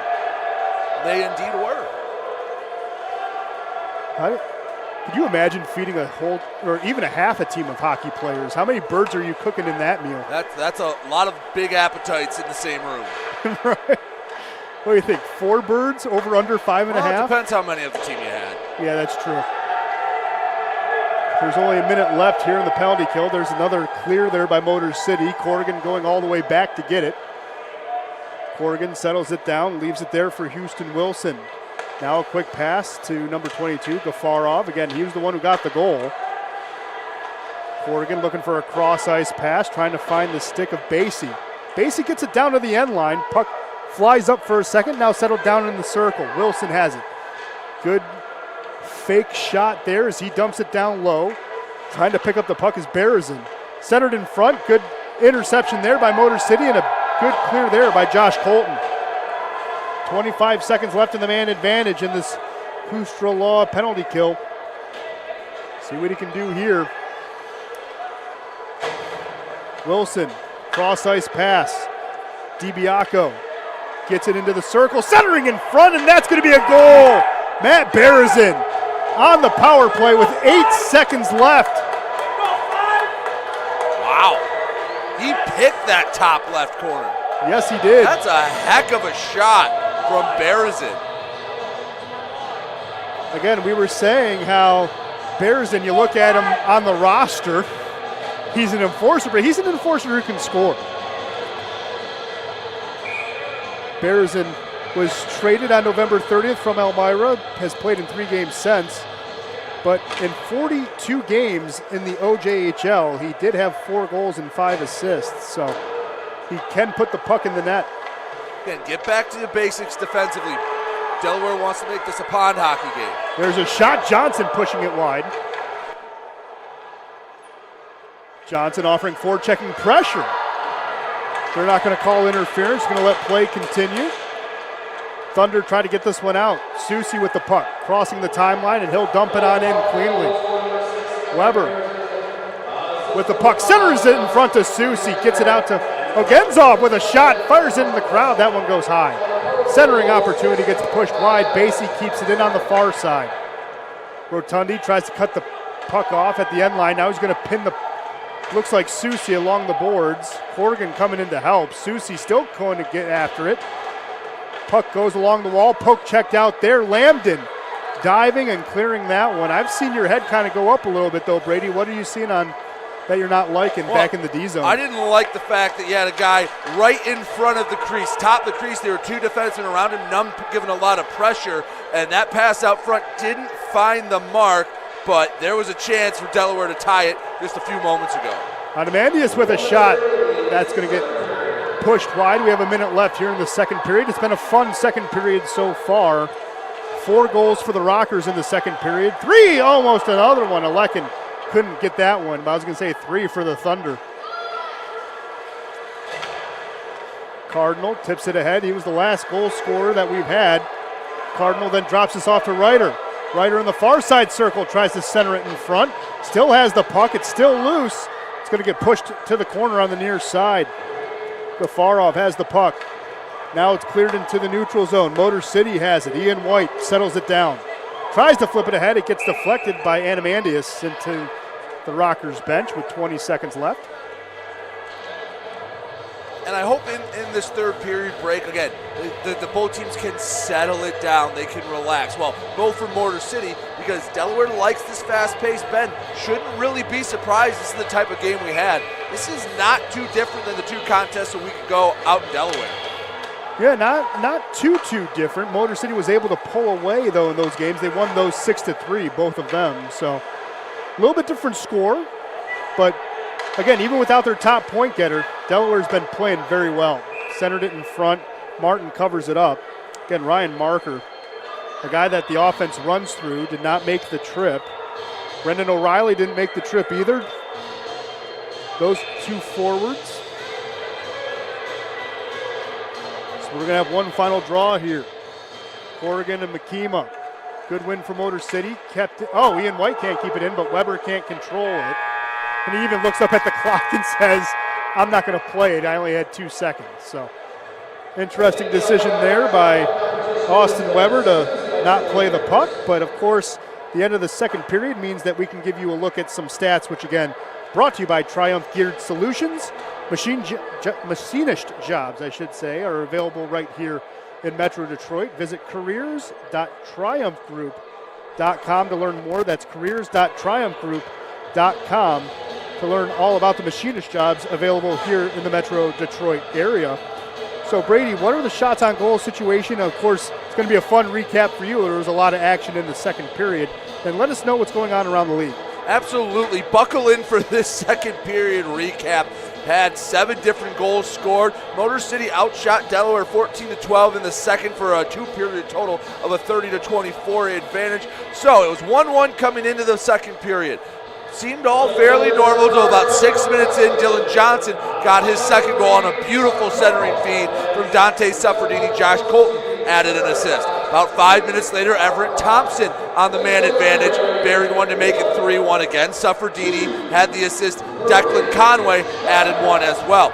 But Delaware fired right back at 11:09 and 11:33 into the second period. Chris Corrigan and Eric Ogenazov, again, we'll double check with that goal, but those two buried it to make it 3-3, and you're going, uh-oh, Motor City might be in trouble.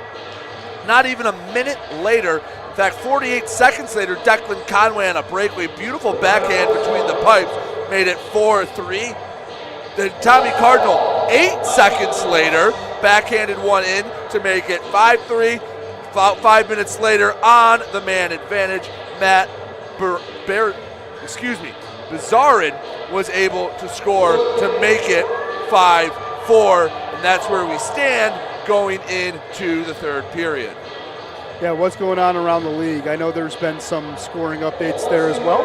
In the third period in New York, the Binghamton Black Bears have a 4-3 lead over Watertown. Cam Yarwood with the, as it stands right now, game-winning goal. Danbury, after 2 periods, has a 3-0 lead. Brendan Dowler, Zach Pamelayan, and Johnny Ruiz. Ben, we're very familiar with Ruiz's body of work, has the lead over Columbus despite being outshot 25-20. Port Huron now has a 4-2 lead over Carolina. 3 unanswered goals for the Prowlers to give them the lead over Carolina in Winston-Salem. And Elmira has extended their lead at the end of 2-2 over Mississippi. Stavros Soilis and the reigning FPHL player of the month, Parker Moscal, buried one on the power play to give Elmira the 2-0 advantage. Wow, Elmira's been playing good hockey of late. It's not surprising to see that. Of course, not surprising to see Parker Moscal as well getting in on the action. Of course, as we've mentioned, he is the player of the month here in the FPHL. But Brady, we will let you catch your breath a little bit. We will now welcome into the broadcast area co-owner here of the Motor City Rockers, Jamie Schmidtke, as he will get the headset on. We'll talk with him for a few minutes, and we will get a couple of updates here. So welcome to the broadcast here, Jamie. Thanks, Ben. Yeah, not a problem. Glad that you could join us. And you gotta like a night like tonight. It helps out local communities, but also the crowd's been into it. We've had good crowds. They get loud, they get boisterous. You know, we've had fun crowds. What have you seen tonight that you've liked from the game day atmosphere? I mean, the thing about our team, especially in such short order, you know Nick Field and Gordy Brown put together a really competitive roster in this league. So when you come to a game here at Big Boy Arena in Fraser, you're going to see all sorts of everything. A lot like what you saw in the second period there, which was pretty wild. Had a little bit of everything. So.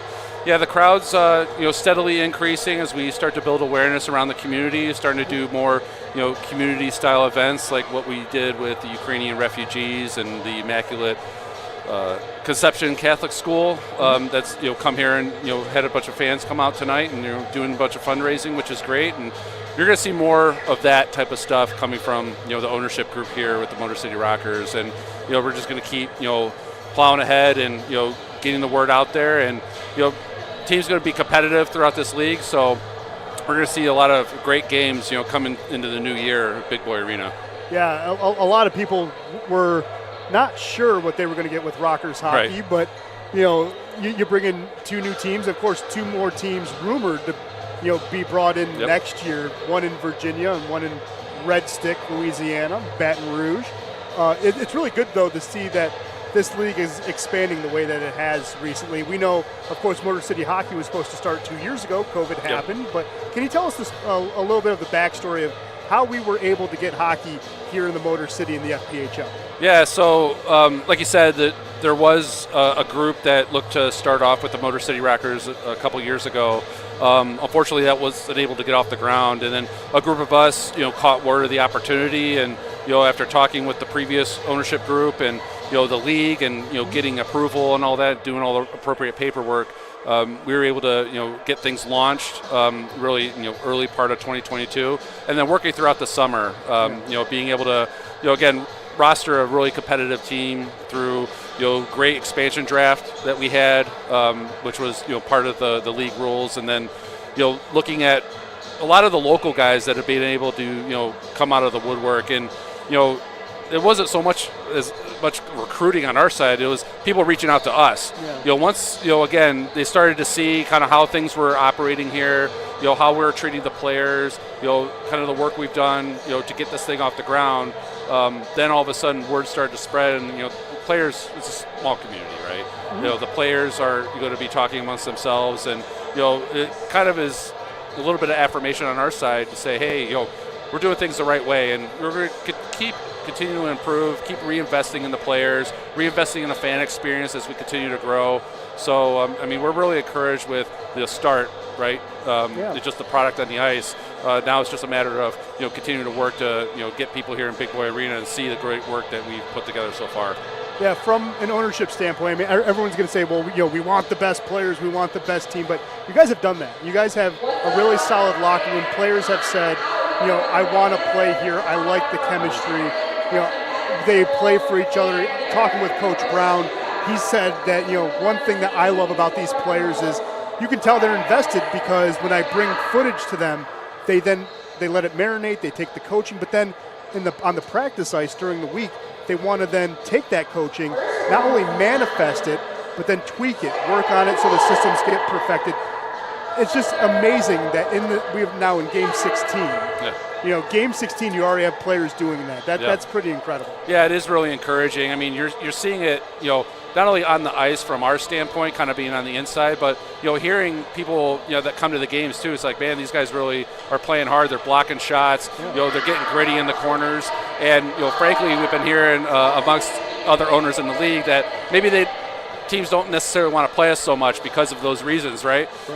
Which is kind of fitting into the Motor City spirit, right? The whole Detroit Rock City vibe, grit, blue collar, and the team's really been able to embrace that in really a short period of time. So yeah, we're really pumped about that, and again, getting the word out, getting a lot of the major media outlets to start to cover us, and start to get people here to really see what we're all about, because it's only going to get bigger and better.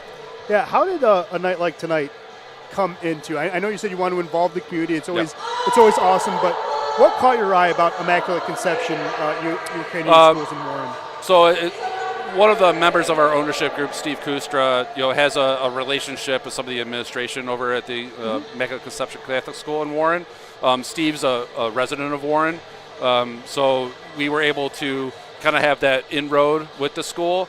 And frankly, when Steve was hearing about all of the work that they're doing with the refugees that have been displaced because of the conflict in Ukraine, and that's really where our focus has been, is on the people problem, right? Sure. And the great work that the Immaculate Conception Catholic School is put in, and housing these refugees, bring them over to the United States, getting them set up in this Metro Detroit area, and we just wanted to be able to try to help them out and raise some funds. And a lot of times I think most of the kids that are here from that school, they've never seen a hockey game before.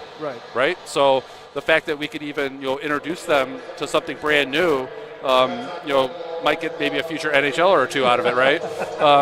But that's really what it's all about, is the great work that school's been doing and helping the kids, and seeing the kids run around having a great time. Most of the kids here run around having a great time, but especially seeing the smiles on their faces, it really means a lot. Yeah, we have a great Genesis Kids Zone here, and that's awesome. Kids can play mini sticks, they can get their face painted, get treats. Of course, on the opposite side, you have a nice merchandise stand. What else we've added now? More game day atmosphere. What is the ownership doing to make sure that the game day atmosphere is fun, family friendly? What else are we doing? Yeah, so we're investigating a couple different things. Maybe investing in some live music here. You've seen, for people that maybe have seen the broadcast a number of times, a guitar version of the national anthem. So we're going to kind of play more into that. He's actually going to be here tomorrow night performing. And as time goes on, we've been talking about getting some live bands in here, and potentially having them even play in between whistles. There's tons of ideas out there. Sure. Obviously we have some stage lighting that we've acquired, and maybe getting that mounted, and maybe expanding on that, and getting more of a crew out here to be able to interact with the fans, right? So we want to do more fan interaction. You've seen some things that we've done on the ice, both with youth programs and also just fans, like Genesis fan of the game, the Portillo's hot dog slide, which is pretty unique, I think, throughout hockey. So we're going to keep getting creative and doing more things like that, and really try to weave in more live music, because I think that's we're trying to make this a show, right? Sure. You know, I think we've taken care of the show on the ice. Yep. Now it's starting to do some investments in building the show around the ice, right? So that's really what we're going to be focusing on here in the next coming months. Yeah, definitely. Of course, we all know in the entertainment business to have a show, you got to have a good crowd. The people that have been here have been absolutely incredible. Oh, yeah. The building gets loud. Yeah. They get excited. We heard in the second period the building get loud. But what brought you to hockey out of curiosity? What's a little bit of your backstory, Jamie, with hockey? Well, I mean, she'll probably listen to this broadcast, but really it was my aunt that got me started way back when in mini mites. I was fortunate enough to have a pretty successful high school career and played a little bit of college before hanging them up. But starting something like this allows me to kind of reinvigorate my love for the sport, to be honest. Like, it's one thing being a fan, but being around this facility and seeing all the youth programs kind of brings you back when I moved down south 12 years ago, right? Normally live in Charlotte, North Carolina, and hockey's not the same as it is up here. So being able to see all the youth programs that work through this facility, and all the kids kind of treating it a little bit differently than we did back in the day. Everyone's doing their team calisthenics and stuff on the concourse here before games, which I found a little interesting. In like the pee-wee age, right? Yeah. So it's just kind of bringing me back to being around it and reinvigorating that love, and especially with these group of guys like you were saying there in the locker room. I mean, playing at this level and being competitive, especially so early, is really been a treat. Yeah, it's been a treat, and I know there was a little bit of insight. One of the treats is, and he's a great guy. We talked to him in between the first and second periods. Travis Ridgen, unfortunately, is going to be sidelined with an injury, but you had a very similar experience. Can you walk through people? He did a little bit, but can you walk through people what that recovery is going to be like since you went through it? Yeah, it's really heartbreaking for Trav, and I know a number of folks on the YouTube stream are really rooting for him, as are we. And, we're really looking forward to him, starting to get more minutes, right? And, be able to, put himself out there and see what he could do. But, yeah, it's a tough injury that he's got. I mean, I was a goalie growing up, so unfortunately I kind of run into the same situation where a portion of your hip bone actually kind of grows as a callus. So it not only makes it less mobile to get around, especially in a butterfly position, but also tears apart your cartilage. So last year, a little over a year from now, I was went under the knife and had a scope procedure done out of Nashville. Dr. Thomas Burr is one of the best in the business. Worked with Peck and Rene, worked with The Undertaker. Wow. There you go. Went to see the best. Trav's, the Canadian citizen, so he's going up to have the Canadian health system take care of him. But sounds like he's having a very similar procedure. It's mostly about rehab, to be honest. So the procedure itself is an outpatient procedure, so won't take too much to clean things up down there and get things reattached to where they should be, and shave down some of that bone to give him that mobility back. But he's just got to stay on top of the PT, and I gave him some tips based on my experience. So we're really rooting for him to make a full recovery and hopefully see him back in the Motor City next season. Yeah, he's a great guy. Of course, everyone who follows him on YouTube knows. Everyone back home, just. I mean, we've all seen the comment. Oh, we want to see Trav. We want to see Trav too, and he was literally, guys, we're not kidding, this close. And in the week, a good week, for him to actually get the experience, it's just something unfortunate happens. Really quickly though, this is only game 16, but we've had now 2 players be loaned up to the SPHL. That's a testament to not only the front office, but what you guys are building. Can we quickly get your thoughts on Koash going up there, and also Babin going up and playing for Knoxville, and what that means? We are kind of proud of that, to see them, go, experience the other league, to see what they can do and showcase their skills that they started to hone in on here in Motor City. We want them back, right? 2 players like that, especially being such a catalyst within the locker room. So it's a big loss for us. Sure. Hopefully temporarily. Hopefully we might see some action here very, very soon regarding one or maybe both of them.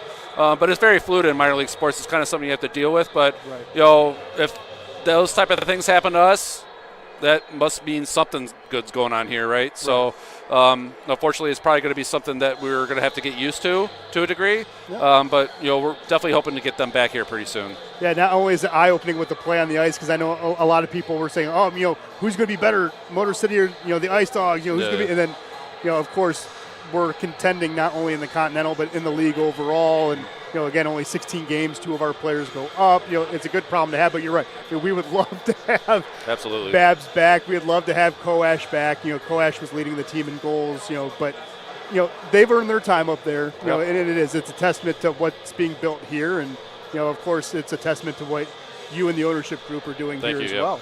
Yeah, so, we're pretty proud of it. And again, we're gonna keep working on making the fan experience better and getting the word out and getting more people in the facility here, because we got 3,400 seats. Right. So and it's already loud.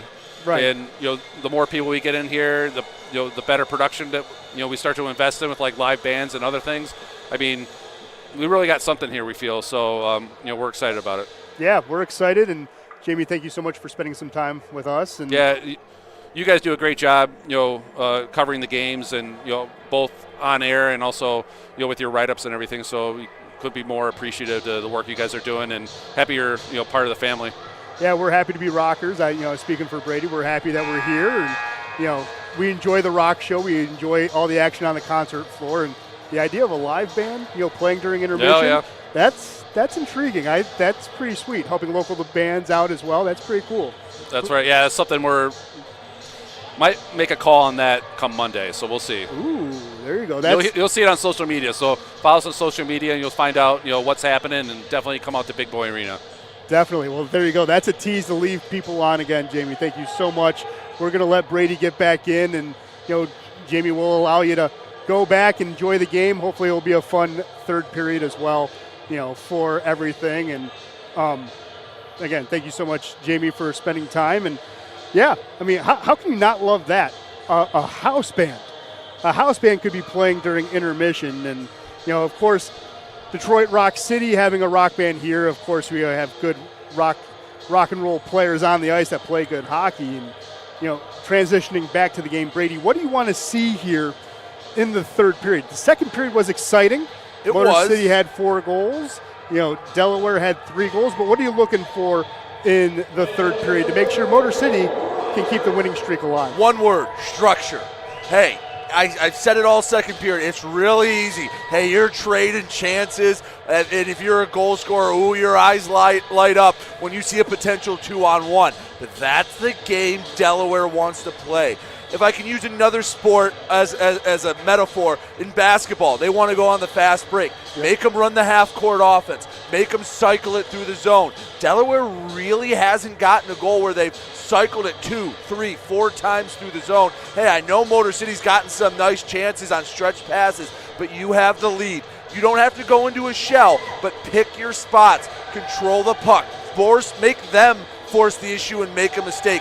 Trust your defense. I want to see a little more structure. I know Delaware's kind of, like I've said, pond hockey, kind of wild up and down the ice. Slow the game down a bit. Dictate the pace. Don't let Delaware go up and down the ice.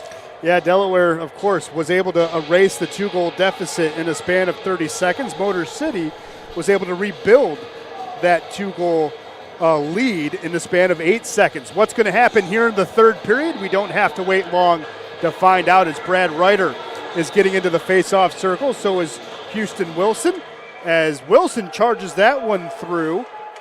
But Motor City has control of the puck here. Weber, who got into a nice little tussle, had the puck for a second. Cardinal gets taken off the puck. He's the latest goal scorer. Again, he scored in the second period for Motor City. There's a shot by Vanderweel, just goes out wide. Susie slams it, gets it into the neutral zone. Weber will pick it up off the bounce. Weber walks it in. Center mass saved by Scott. It's going to be kept alive as he couldn't fully absorb it. Basie now on the near side. He loses the puck.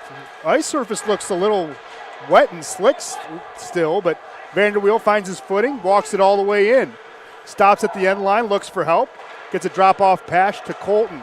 Centers it to nobody. That was a little bit late on the line change. Coming out with it now is Anamandius. Ben, one more thing I want to see from Motor City. It's between the pipes. Blake Scott, hey, control the rebounds. You saw on that last shot, that's one you should absorb and freeze, or at least have the ability to play 10 times out of 10. Looks like right now he's kind of questioning himself, thinking too much in net. You saw it the first goal. He gave up one out to play a pass, almost gave up another when he came in.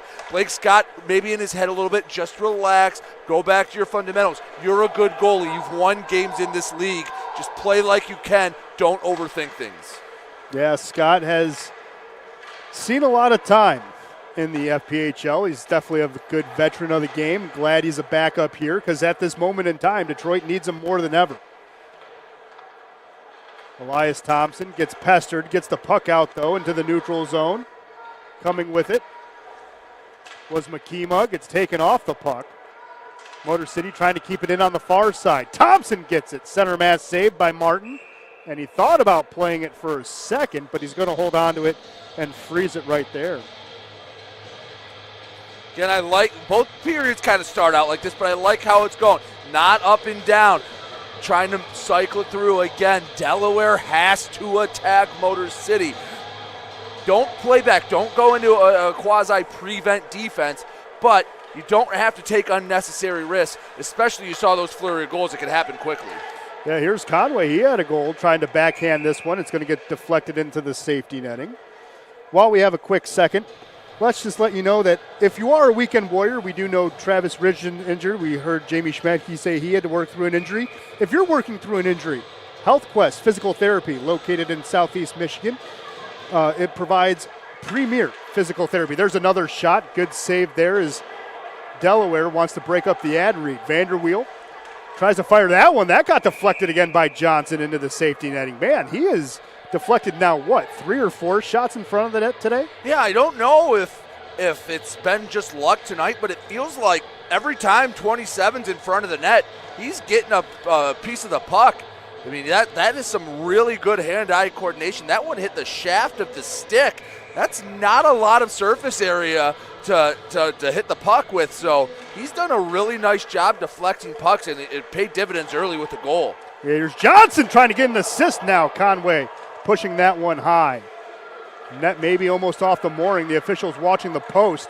We're watching the puck now at the far side. Kept in by Motor City and deflected again into the safety netting. Again, though, HealthQuest Physical Therapy in Southeast Michigan provides premier care to get you back into the game. So good physical therapy there by HealthQuest Physical Therapy. Get back to living life to the fullest. Visit one of the HealthQuest's more than 35 convenient locations. See how HealthQuest can help you at hqpt.com. That's hqpt.com. Conway keeps it in at the near side. Now cycle down low, Lambden, a guy who's not afraid to sacrifice his body, shields the puck, gets it out to the far side. Colton fires that one. It got deflected. Somehow Martin makes the save, pokes it out, and here comes Susi and Weber. Getting a little 2-on-2. Weber fires a shot, gets deflected. Weber is another centering opportunity. That's going to get pushed wide. Corrigan almost had another goal today. Basie now has the puck, gets his pocket picked. Motor City now trying to lead a charge. Little give and go. Here's Vanderweel. There's a near side shot, pushing that one high. Martin did a good job cutting off the angle. There wasn't a lot of space to put that puck and had to send it wide. Corrigan tried to do a little good defensive move on the stick check there by Motor City. I believe that was Lambden who prevented that one. Lambden, again, not the biggest guy on the ice, 5'6", but using his stick to make himself appear 6'6". He is a very tough player, and like you saw right there, not afraid to put his body in harm's way. Nope, definitely not. There's an opportunity. Motor City trying to get control of the puck. They do here on the forecheck.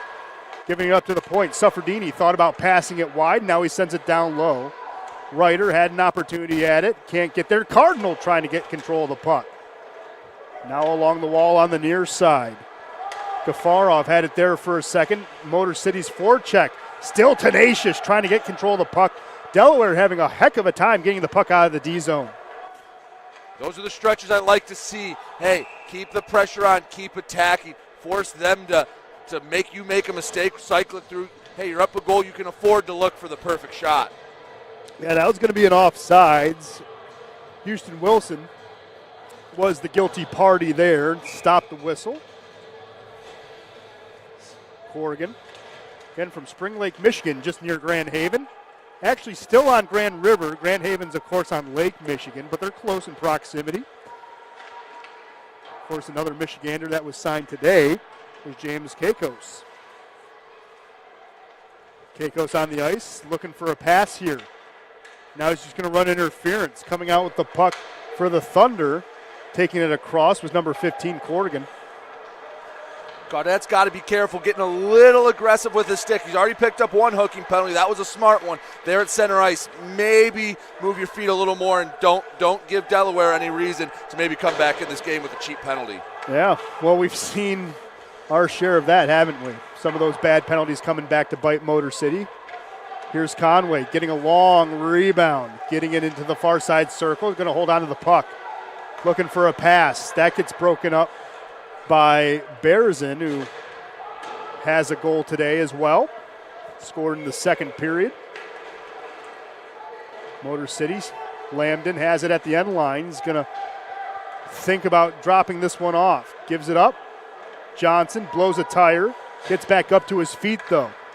Gets it to Conway. There's a shot. Somehow Martin sees through a crowd and stops the puck right there.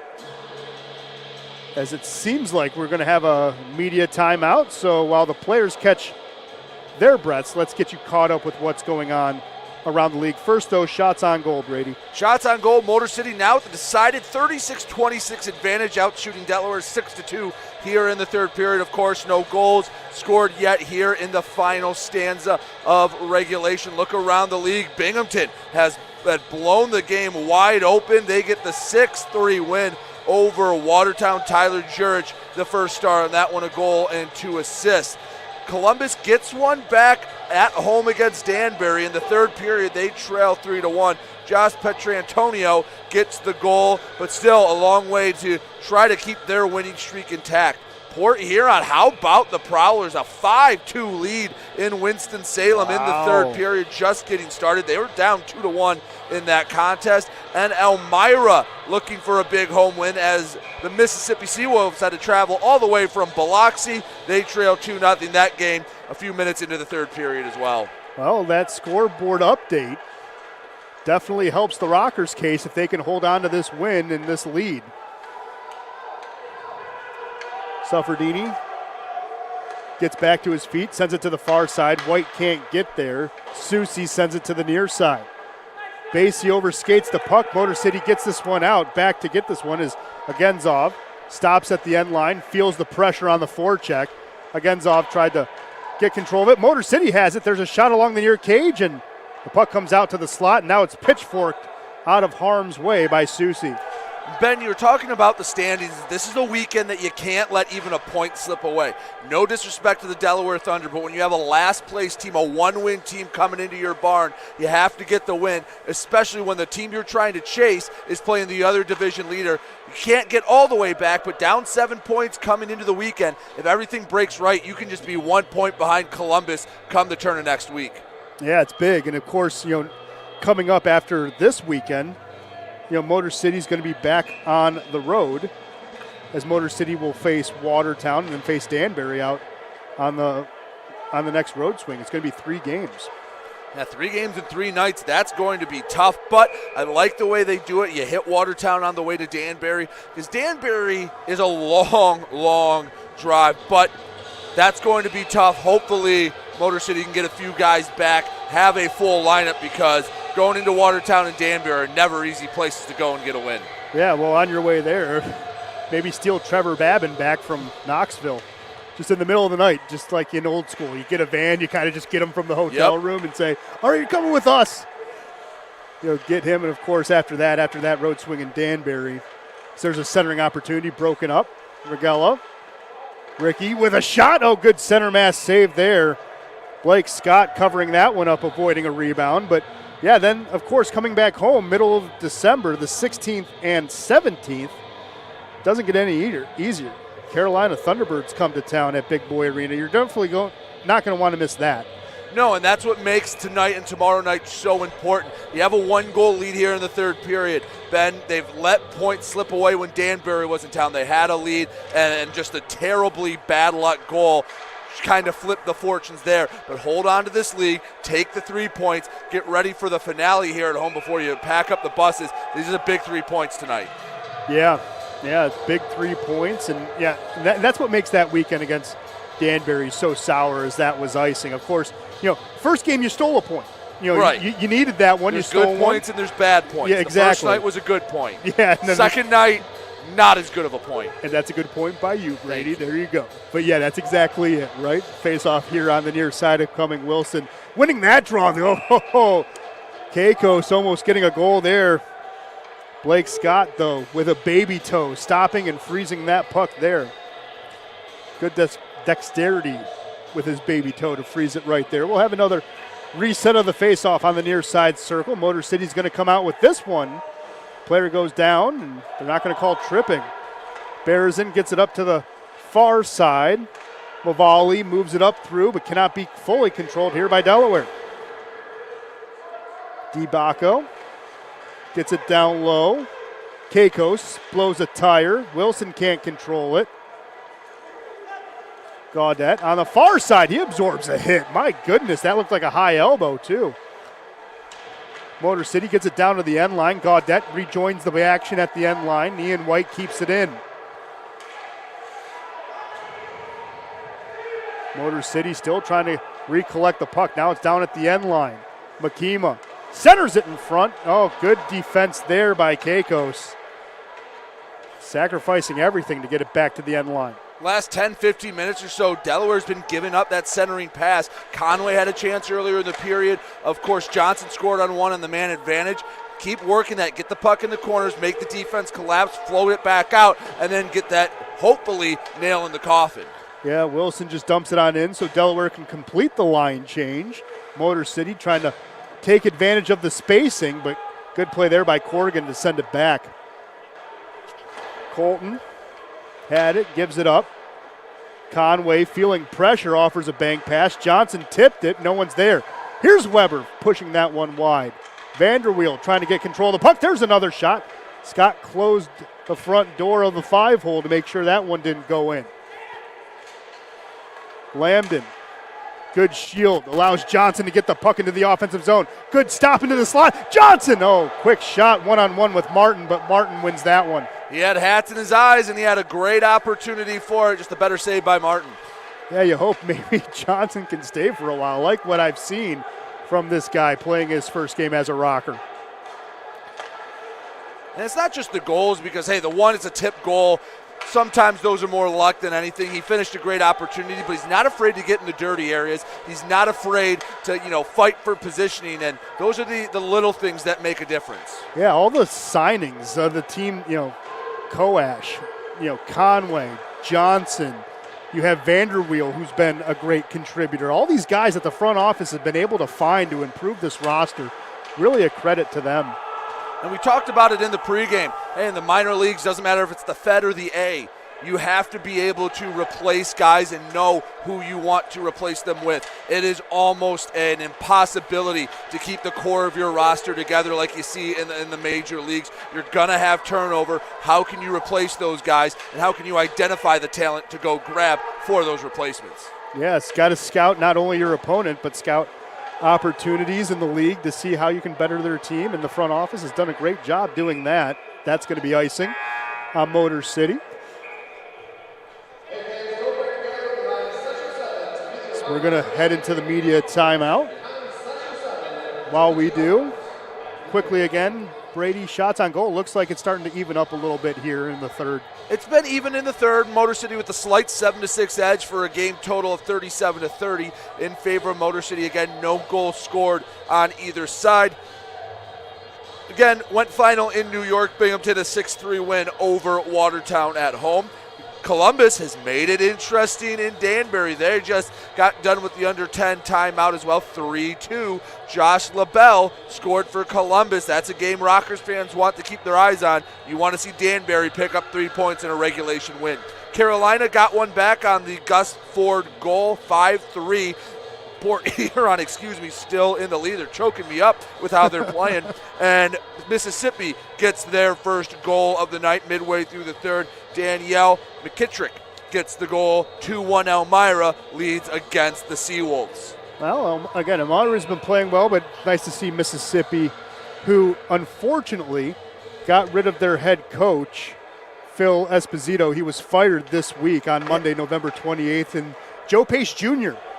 immediately took over as head coach down there in Mississippi. He actually made 2 transactions to help bolster that lineup. Well, he's been helping out, and it was kind of a reckoning on Monday. Had Justin Coachman be let go in Watertown. He's now playing for Elmira, so it was a big shakeup Monday around the league. Yeah, you're right. I mean, Coachman was a player coach and then just became a coach with Watertown. And, yeah, you're right. Oh, there was an opportunity for Makima, couldn't bury it. But, yeah, you're right. Now he's with Elmira. A lot of shakeup going on so far. Oh, but it's only been a month and a half, right? You got to see what you can do, adjust, get back into a chase of a division race, see what you can do to better your team. And, again, some people, unfortunately, will lose their jobs. Other people, there's going to be, it looks like a penalty here on Motor City for holding or interference on Elias Thompson. Which is interesting because I could be wrong. I thought I saw the official with his right hand up as Motor City possessed the puck. So Motor City touches it. And, yeah, now Elias Thompson hears some chirping from the bench. And Matt Berezin is saying, I got you when you come out. Valley wanted to go. Yeah. But it's also easier to go. Not saying he wouldn't, because he's a big human being. So apparently there was a headbutt. Ross Bartlett, who's in the suite next to us, said that there was a headbutt, and that's what, you know. And we know Ross. Ross likes to put his nose in other people's business as well. You don't have to guess how Ross is feeling. No. You know. You know he already, and Ross is a healthy scratch tonight. He should be back tomorrow night. But you know he's going to be a guy that's good. You see a guy like Berezin that says, hey, I'm looking for you when you come out. Ross is like, nah, I'll be ready for you. You know, it's funny when you look at the Rockers, you look at their stats, and not only is Bartlett one of the leaders in points, but he's the leader in PIM as well. 50 penalty minutes in just 12 games played. Yeah. Take your fair share. Yeah. Well, some of those penalties have led to oh, there's a broken twig. Weber has to find a new pole cue from the rack. It's going to help Motor City right here on their penalty kill as Corrigan now picks up the puck. Here's a crossing pass. Delaware looking for that perfect opportunity. There was a centering pass by Wilson no one was home for. Coming out with it, shorthanded opportunity, Makima. Taking 1-on-3. Puck comes out. Coming with it now is Gafarov, getting it into the offensive zone. He has a goal today, does Dennis. Oh. And Corrigan goes down as he took a high stick, but it was incidental. That was the puck that got him in the face. Yeah. I thought it was a stick. No, yeah, he's checking. Gafarov has it on the near side circle. There's a centering opportunity. It's going to come out past the blue paint. That's good as a clear for Motor City. 58 seconds left here in the penalty kill. Of course, every penalty kill brought to you by the Kustra Law Firm. Anytime you're in trouble, they can help you get out of the penalty box. Just visit KustraLaw.com. So there's a quick shot from the outside by Everett Thompson. Wilson will keep it in play. Smart play by the penalty killers. They wanted to rush. They wanted to attack. Thompson instead holds it. They drop back, throw it on net, kill a few more seconds off this penalty. So everyone has to tag up. Berezin almost touched the puck. I thought he touched the puck there. Well, it might have actually been beneficial if he did. You get the stop, you get the draw. Instead, Motor City possesses it and is going to dump it down. That cost you 15, 20 seconds. Hey, take the offsides, take the draw. You get a clean win, you might get a chance for a short rush. Yeah, no, that's a great point. That's what I was just about to say. The whistle doesn't, or non-whistle benefits Motor City as there's only 5 seconds left, as Martin tells everybody as he bangs his stick behind the play. Coming out of the box is Elias Thompson. Oh, and there's Berezin, put his stick up right into the visor. Berezin's now hunting, you can tell. He's hunting, and Thompson's saying you want some. This is, wow, something's going to happen in the next 6 minutes. Here's Gaudette offering checking pressure. Gaudette getting trouble with Martin. Martin gets it to the far side corner. Gaudette tries to get control of the puck. He has Thompson. There's a shot pushed away. They're still chirping between the benches.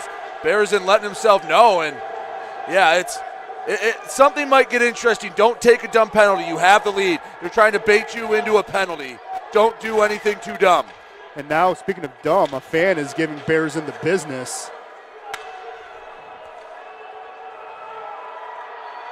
Here's a shot and a goal by Ian White. Speaking of giving the business, Ian White getting it even on the scoreboard, making it 6-4. Looked like an NHL slap shot, didn't it, Ben?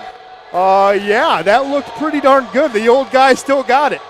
Yeah, that was a thing of beauty. He didn't even wind up all the way, had an opportunity, and Martin didn't really have a chance. A shot like that, you just go, yeah, he was in the show for a reason, Ben, and you saw right there why. And you see Thompson talking to the official on the far side, I think, letting him know, or at least warning, hey, watch out when 6 is on the ice. See what goes down.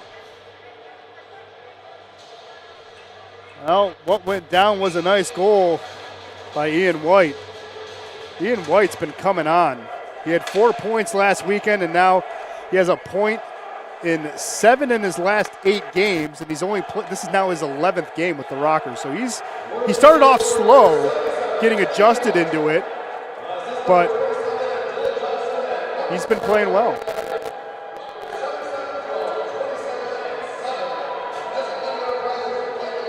So Ian White from Dylan Johnson and Kane Lambden. So Johnson getting the assist, and Lambden gets his second assist of the game. Yeah, you're right, Brady. You mentioned before, as we were trying to figure out in that second period who the stars of the game could be, Dylan Johnson making a very fair case for himself. And he's been playing really well, too. Speaking of playing well, there's Everett Thompson pushing that wide. But yeah, Dylan, again, in his first game, you would have thought maybe he was on this roster for a while. Yeah, he stepped in right away, and you see why. Hey, they signed him to a PTO at the beginning of the week. By the middle of the week, he was signed as a full-time player, and it's pretty evident why. Yep, pretty evident why. Same thing with Danny Vanderwill. Same thing. 2 weeks ago, he was signed on a PTO, and after a practice, they were like, guess what? Player agreement's coming your way, Danny. So, yeah, the last 2 signings have been great. Here's Corrigan. Had an opportunity, just rode the puck to the near side corner. There's a centering opportunity. Colton gets it out to the blue line. Kept in, though, by Basie. Deflected in front by Corrigan. Puck still loose. Gafarov has it, gives it back up to Basie. Basie, fires a shot. It gets deflected wide. There's a shot on the near side. Scott trying to cover it up. Puck, I think, is still loose. And finally, Blake Scott finds a way to cover it up and freezes it right there.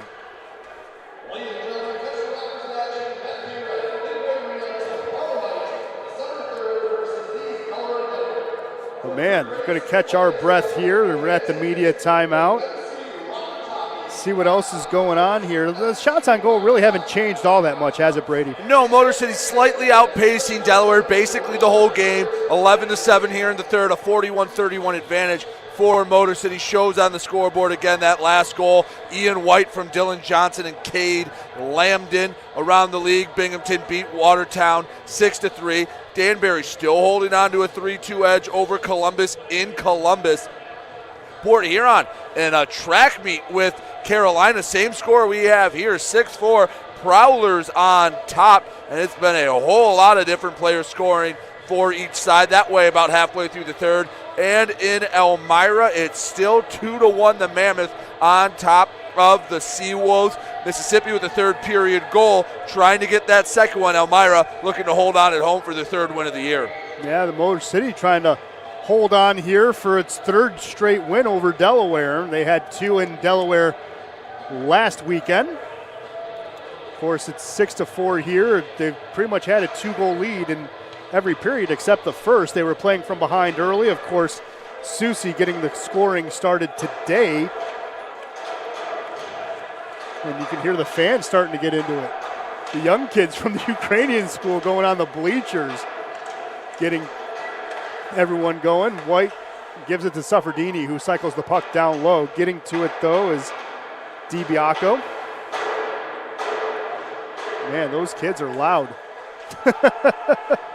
Puck on the near side boards. Cardinals going to try to come out with it. It's going to blow a tire, and there's going to be a call here up on Delaware. I believe this one's going to go to Alex Basie, who's been in the box before. He's going to go in the box again, I think, for tripping. And now there's more pushing and shoving. Adamandius and Artie Alekin going back at it, and Artie does not like it. Be smart. You got the 2-goal lead. I know they're going to say they've been chirping, they've been doing what they've been, but keep your cool. You have the man advantage, Ben. You have the opportunity to really put Delaware in the dirt over the next 2 minutes. Even if you don't score, you can knock it down to essentially 90 seconds on the clock. If you score, I know Delaware scored a couple quick ones, but if you make it a 3-goal game, that should just about do it. Yeah, again, Motor City, best power play in the league at 26%. Today, they are 2 for 4 at a very healthy 50%.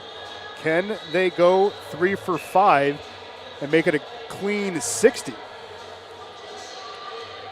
Face off on the near side dot. Johnson gets tied up. Everett Thompson can't get there. Conway and Johnson. Now Everett Thompson gets it to Conway on the bank. Conway cycles it to Johnson, back to White. It seems like now, yep, they're going to get into that 1-3-1.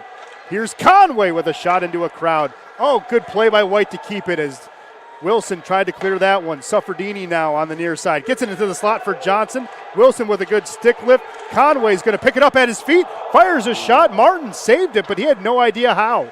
He didn't know where the puck went either. He thought he might have had it, and lucky for him, there wasn't a black jersey on the far side of the net.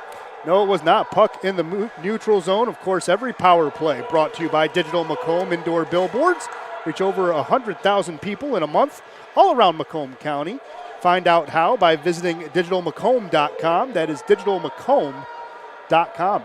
With Delaware down 2 goals, despite being down a man, they're trying to attack out of the zone. Austin Weber on that last possession was trying to cheat up and out, get an odd man advantage. Gives you a great opportunity to put that dagger through Delaware. Well, Corrigan had a great opportunity to earn a clear there. 45 seconds left in this attack. Motor City gets it up into the neutral zone. Now Vanderwill has it on the near side.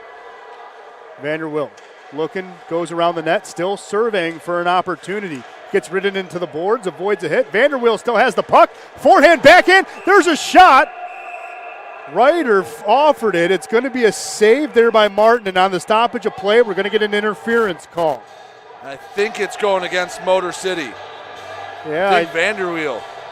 Oh, that's who they're escorting to the box. I don't necessarily agree with that one. I don't know. I mean, Vanderweel walked the puck all the way from the far side to the near side, had it in front, and he knocked the goalie down. Oh, there it is. Yep, I see it. That's what it'll be. And now, with the zone in the Motor City end, how long does Martin stay between the pipes? Or how long until they pull him back out? Well, I think Lou Santini's going to have a short leash here. There's going to be a timeout called. So, yeah, I mean, we'll see if he leaves the, stays on the bench or not. But, yeah, now it's I accidentally called a timeout last time on Delaware, but it's going to be a timeout actually for Motor City. Well, you have to know what to expect. Hey, 27 seconds, tick off the clock, you're going to be down a man. Yep. I'm sure Delaware's talking right now about when they want Martin to come to the bench. Maybe they wait for a clean win. Maybe they wait for those 27 seconds to expire to make it a 6-on-4. It'll be an interesting way to see how they approach it. Again, get the clean win, possess the puck. They have to push the pace. Yep. Now, the one silver lining about being down a man is you can just keep dumping it down, don't have to worry about the icing. Yep, that's exactly it, and that's what coach is probably telling them, right? You know, if you win this face-off draw, maybe hold on to it and dump it, because, again, the worst thing you don't want to do, we saw it against Danbury, don't want to take a bad penalty at the wrong time to allow them to maybe get a 5-on-3, because right now we have 4-on-4 for 27 seconds. Big draw. It's a very big draw. Kill the clock for 27 seconds, then start dumping the puck. Get those clears. There's only 2 minutes left here in this game. Motor City holding on to that 6-4 lead. There's a shot. Scott made the save. He had no idea where it was. Landon picking it up. Gives it to E.T. Everett Thompson walks this one on in. He has White on the near side. Thompson's just going to hold on to it. Now offers a backhand. White will pick it up at the end line. Cade Lambden's going to come up and play it. Now here comes Weber. It's Weber and Wilson on a 2-on-1. Oh, good break up there by Colton. Colton doing a good job holding on to the puck. Now you can start getting those clears. And we saw Martin almost come out of his goal crease. And Weber had an opportunity for a pass. He just flubbed it. He had a great 2-on-1, and he allowed the Motor City defense to get back and delayed Martin getting out of the net. Yep, now Martin's out. It is now 6-on-4. The extra man coming out is Gafarov, who does have a goal today, as Scott was able to freeze the puck there. This crowd's gotten a little rowdy late here in the third period. People on the far side, the kids banging on the bleachers with their mini sticks. They want to see Bazarin back out on the ice. Yes, they do. I don't. No, not at this point. Hey, just get the win. If you have a score to settle, you got another game to do it. Yes, you do. It's going to make tomorrow interesting. Motor City wins the draw. They get the clear. There's a minute left here in the man advantage, and, of course, a minute left here in the period. Weber dumps this one on in. Suffredini's going to pick up the puck. He's going to glass this one. It's going to be kept in at the blue paint on the far side. Another attempt. Ian White gets the puck. Almost gets a goal. Fired that one deep. Ian White almost got a goal from about 180 feet. You usually don't see top shelf from behind your own blue line. No. And you almost did there. Almost. We've seen Ian White go top shelf a couple of times. He went top shelf stick side against Danbury to make it a 1-1 game in game 2. 20 seconds left. Another clear by Motor City. Motor City doing a good job. Just keeping the puck out of their own end, killing precious seconds as they melt off the clock. Here's an opportunity. Agenzov with a centering opportunity to Wilson. That gets broken up. 5 seconds left. Puck on the near side. Weber trying to pick it on up. It's pinned against the boards. Motor City kills the power play, gets a power play pelt, and gets a win 6-4 against Delaware, getting a win, extending their win streak now to 4 games and starting the weekend out with a nice win here. Yes, absolutely, and I love the way they played the third period. They didn't let the game get out of control. They settled down, had some structure, and after giving up 3 goals in the second, they shut out Delaware in the third. They get a big 3 points. Danbury still at the 3-2 lead over Columbus. If that score holds, Motor City gets a little bit closer to first place. But I like the way they played. And how about Ian White in that last minute? Just playing smart hockey, dumping the puck deep. And that doesn't show up on the stat sheet, Ben, but anyone who's watching knows 77 made a big impact, especially at the end. Yeah, 77 got a goal today. He's made a big impact since finally getting adjusted to this team. Again, he's now had a point in 7 of his last 8 games, and he's played 11 games with Motor City. Ian White been playing very, very well. Of course, Motor City's playing well as the Rockers come out with a big, big win. And we said this, on Wednesday, the night before Thanksgiving. It was an opportunity to get as many points as possible so far. Watertown check. Now 3 against Delaware check. So that's 12. What does Motor City have to do tomorrow to get 15?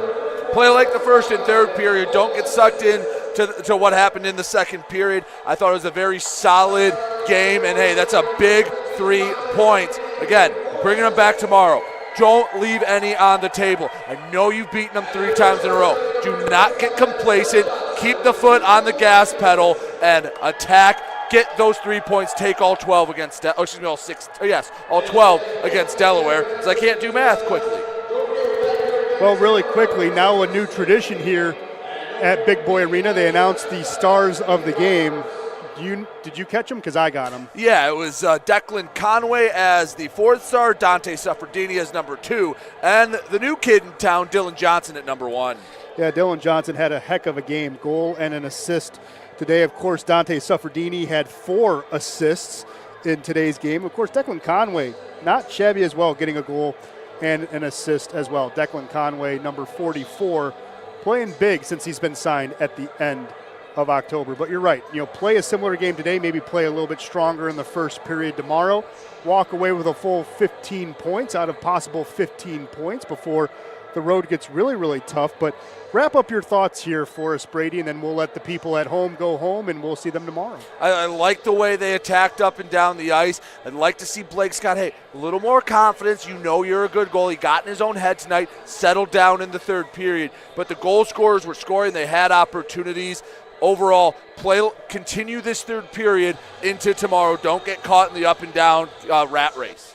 Yeah, tomorrow's going to be interesting only because we know obviously Matt Bearson is going to be looking for Elias Thompson and maybe looking to cause a little more trouble. That's going to be a little bit interesting. It was, for the most part, a relatively clean game, but tomorrow should be fun. Tomorrow, of course, also 80s rock band night. So that was the era of the hair bands. You can come out, maybe see a couple of Dee Snyders or, any type of good perms that come out. Come on out here to Big Boy Arena. If you want some tickets really quickly, go to mcrockershockey.com/tickets. You can pick them up there, or guess what? Just come here to Big Boy Arena and get some tickets right at the door. Bring the family. We have the Genesis Kids Zone. It's a fun time for everyone. Of course, there's also adult beverages at the bar here as well. Really? Ooh, that's a big update. Yeah. Really quickly before we go away, what's going on with Columbus and Danbury? Danbury gave up a goal with 4 seconds to go to send it to overtime. Columbus and Danbury go into the extra frame. So Columbus at least picking up a point, and that's a gutty comeback, down 3-0 going into the third for Columbus. Scores same from Elmira and Carolina. Portion on top by 2. Elmira leading by 1, but that's a big overtime forcing goal by Columbus. It was Alex Strohan that was able to net it with 4 seconds to go. That hurts. Not tangentially for the Rockers, but more so for Danbury. Yeah, that's a big one. If you want to jump on YouTube, find that game, feel free. We're going to do that here. That's where we'll leave you. Of course, the Rockers win this one over Delaware 6-4 tomorrow night, right here, 7 o'clock on the Rockers TV network on YouTube. You can catch the action of Game 2 between Motor City and Delaware. For Brady Beaton, I'm Ben Sloggy saying thank you so much for tuning in for another edition of Rockers Hockey. And always remember, no matter where you go, rock on. Take care, everybody.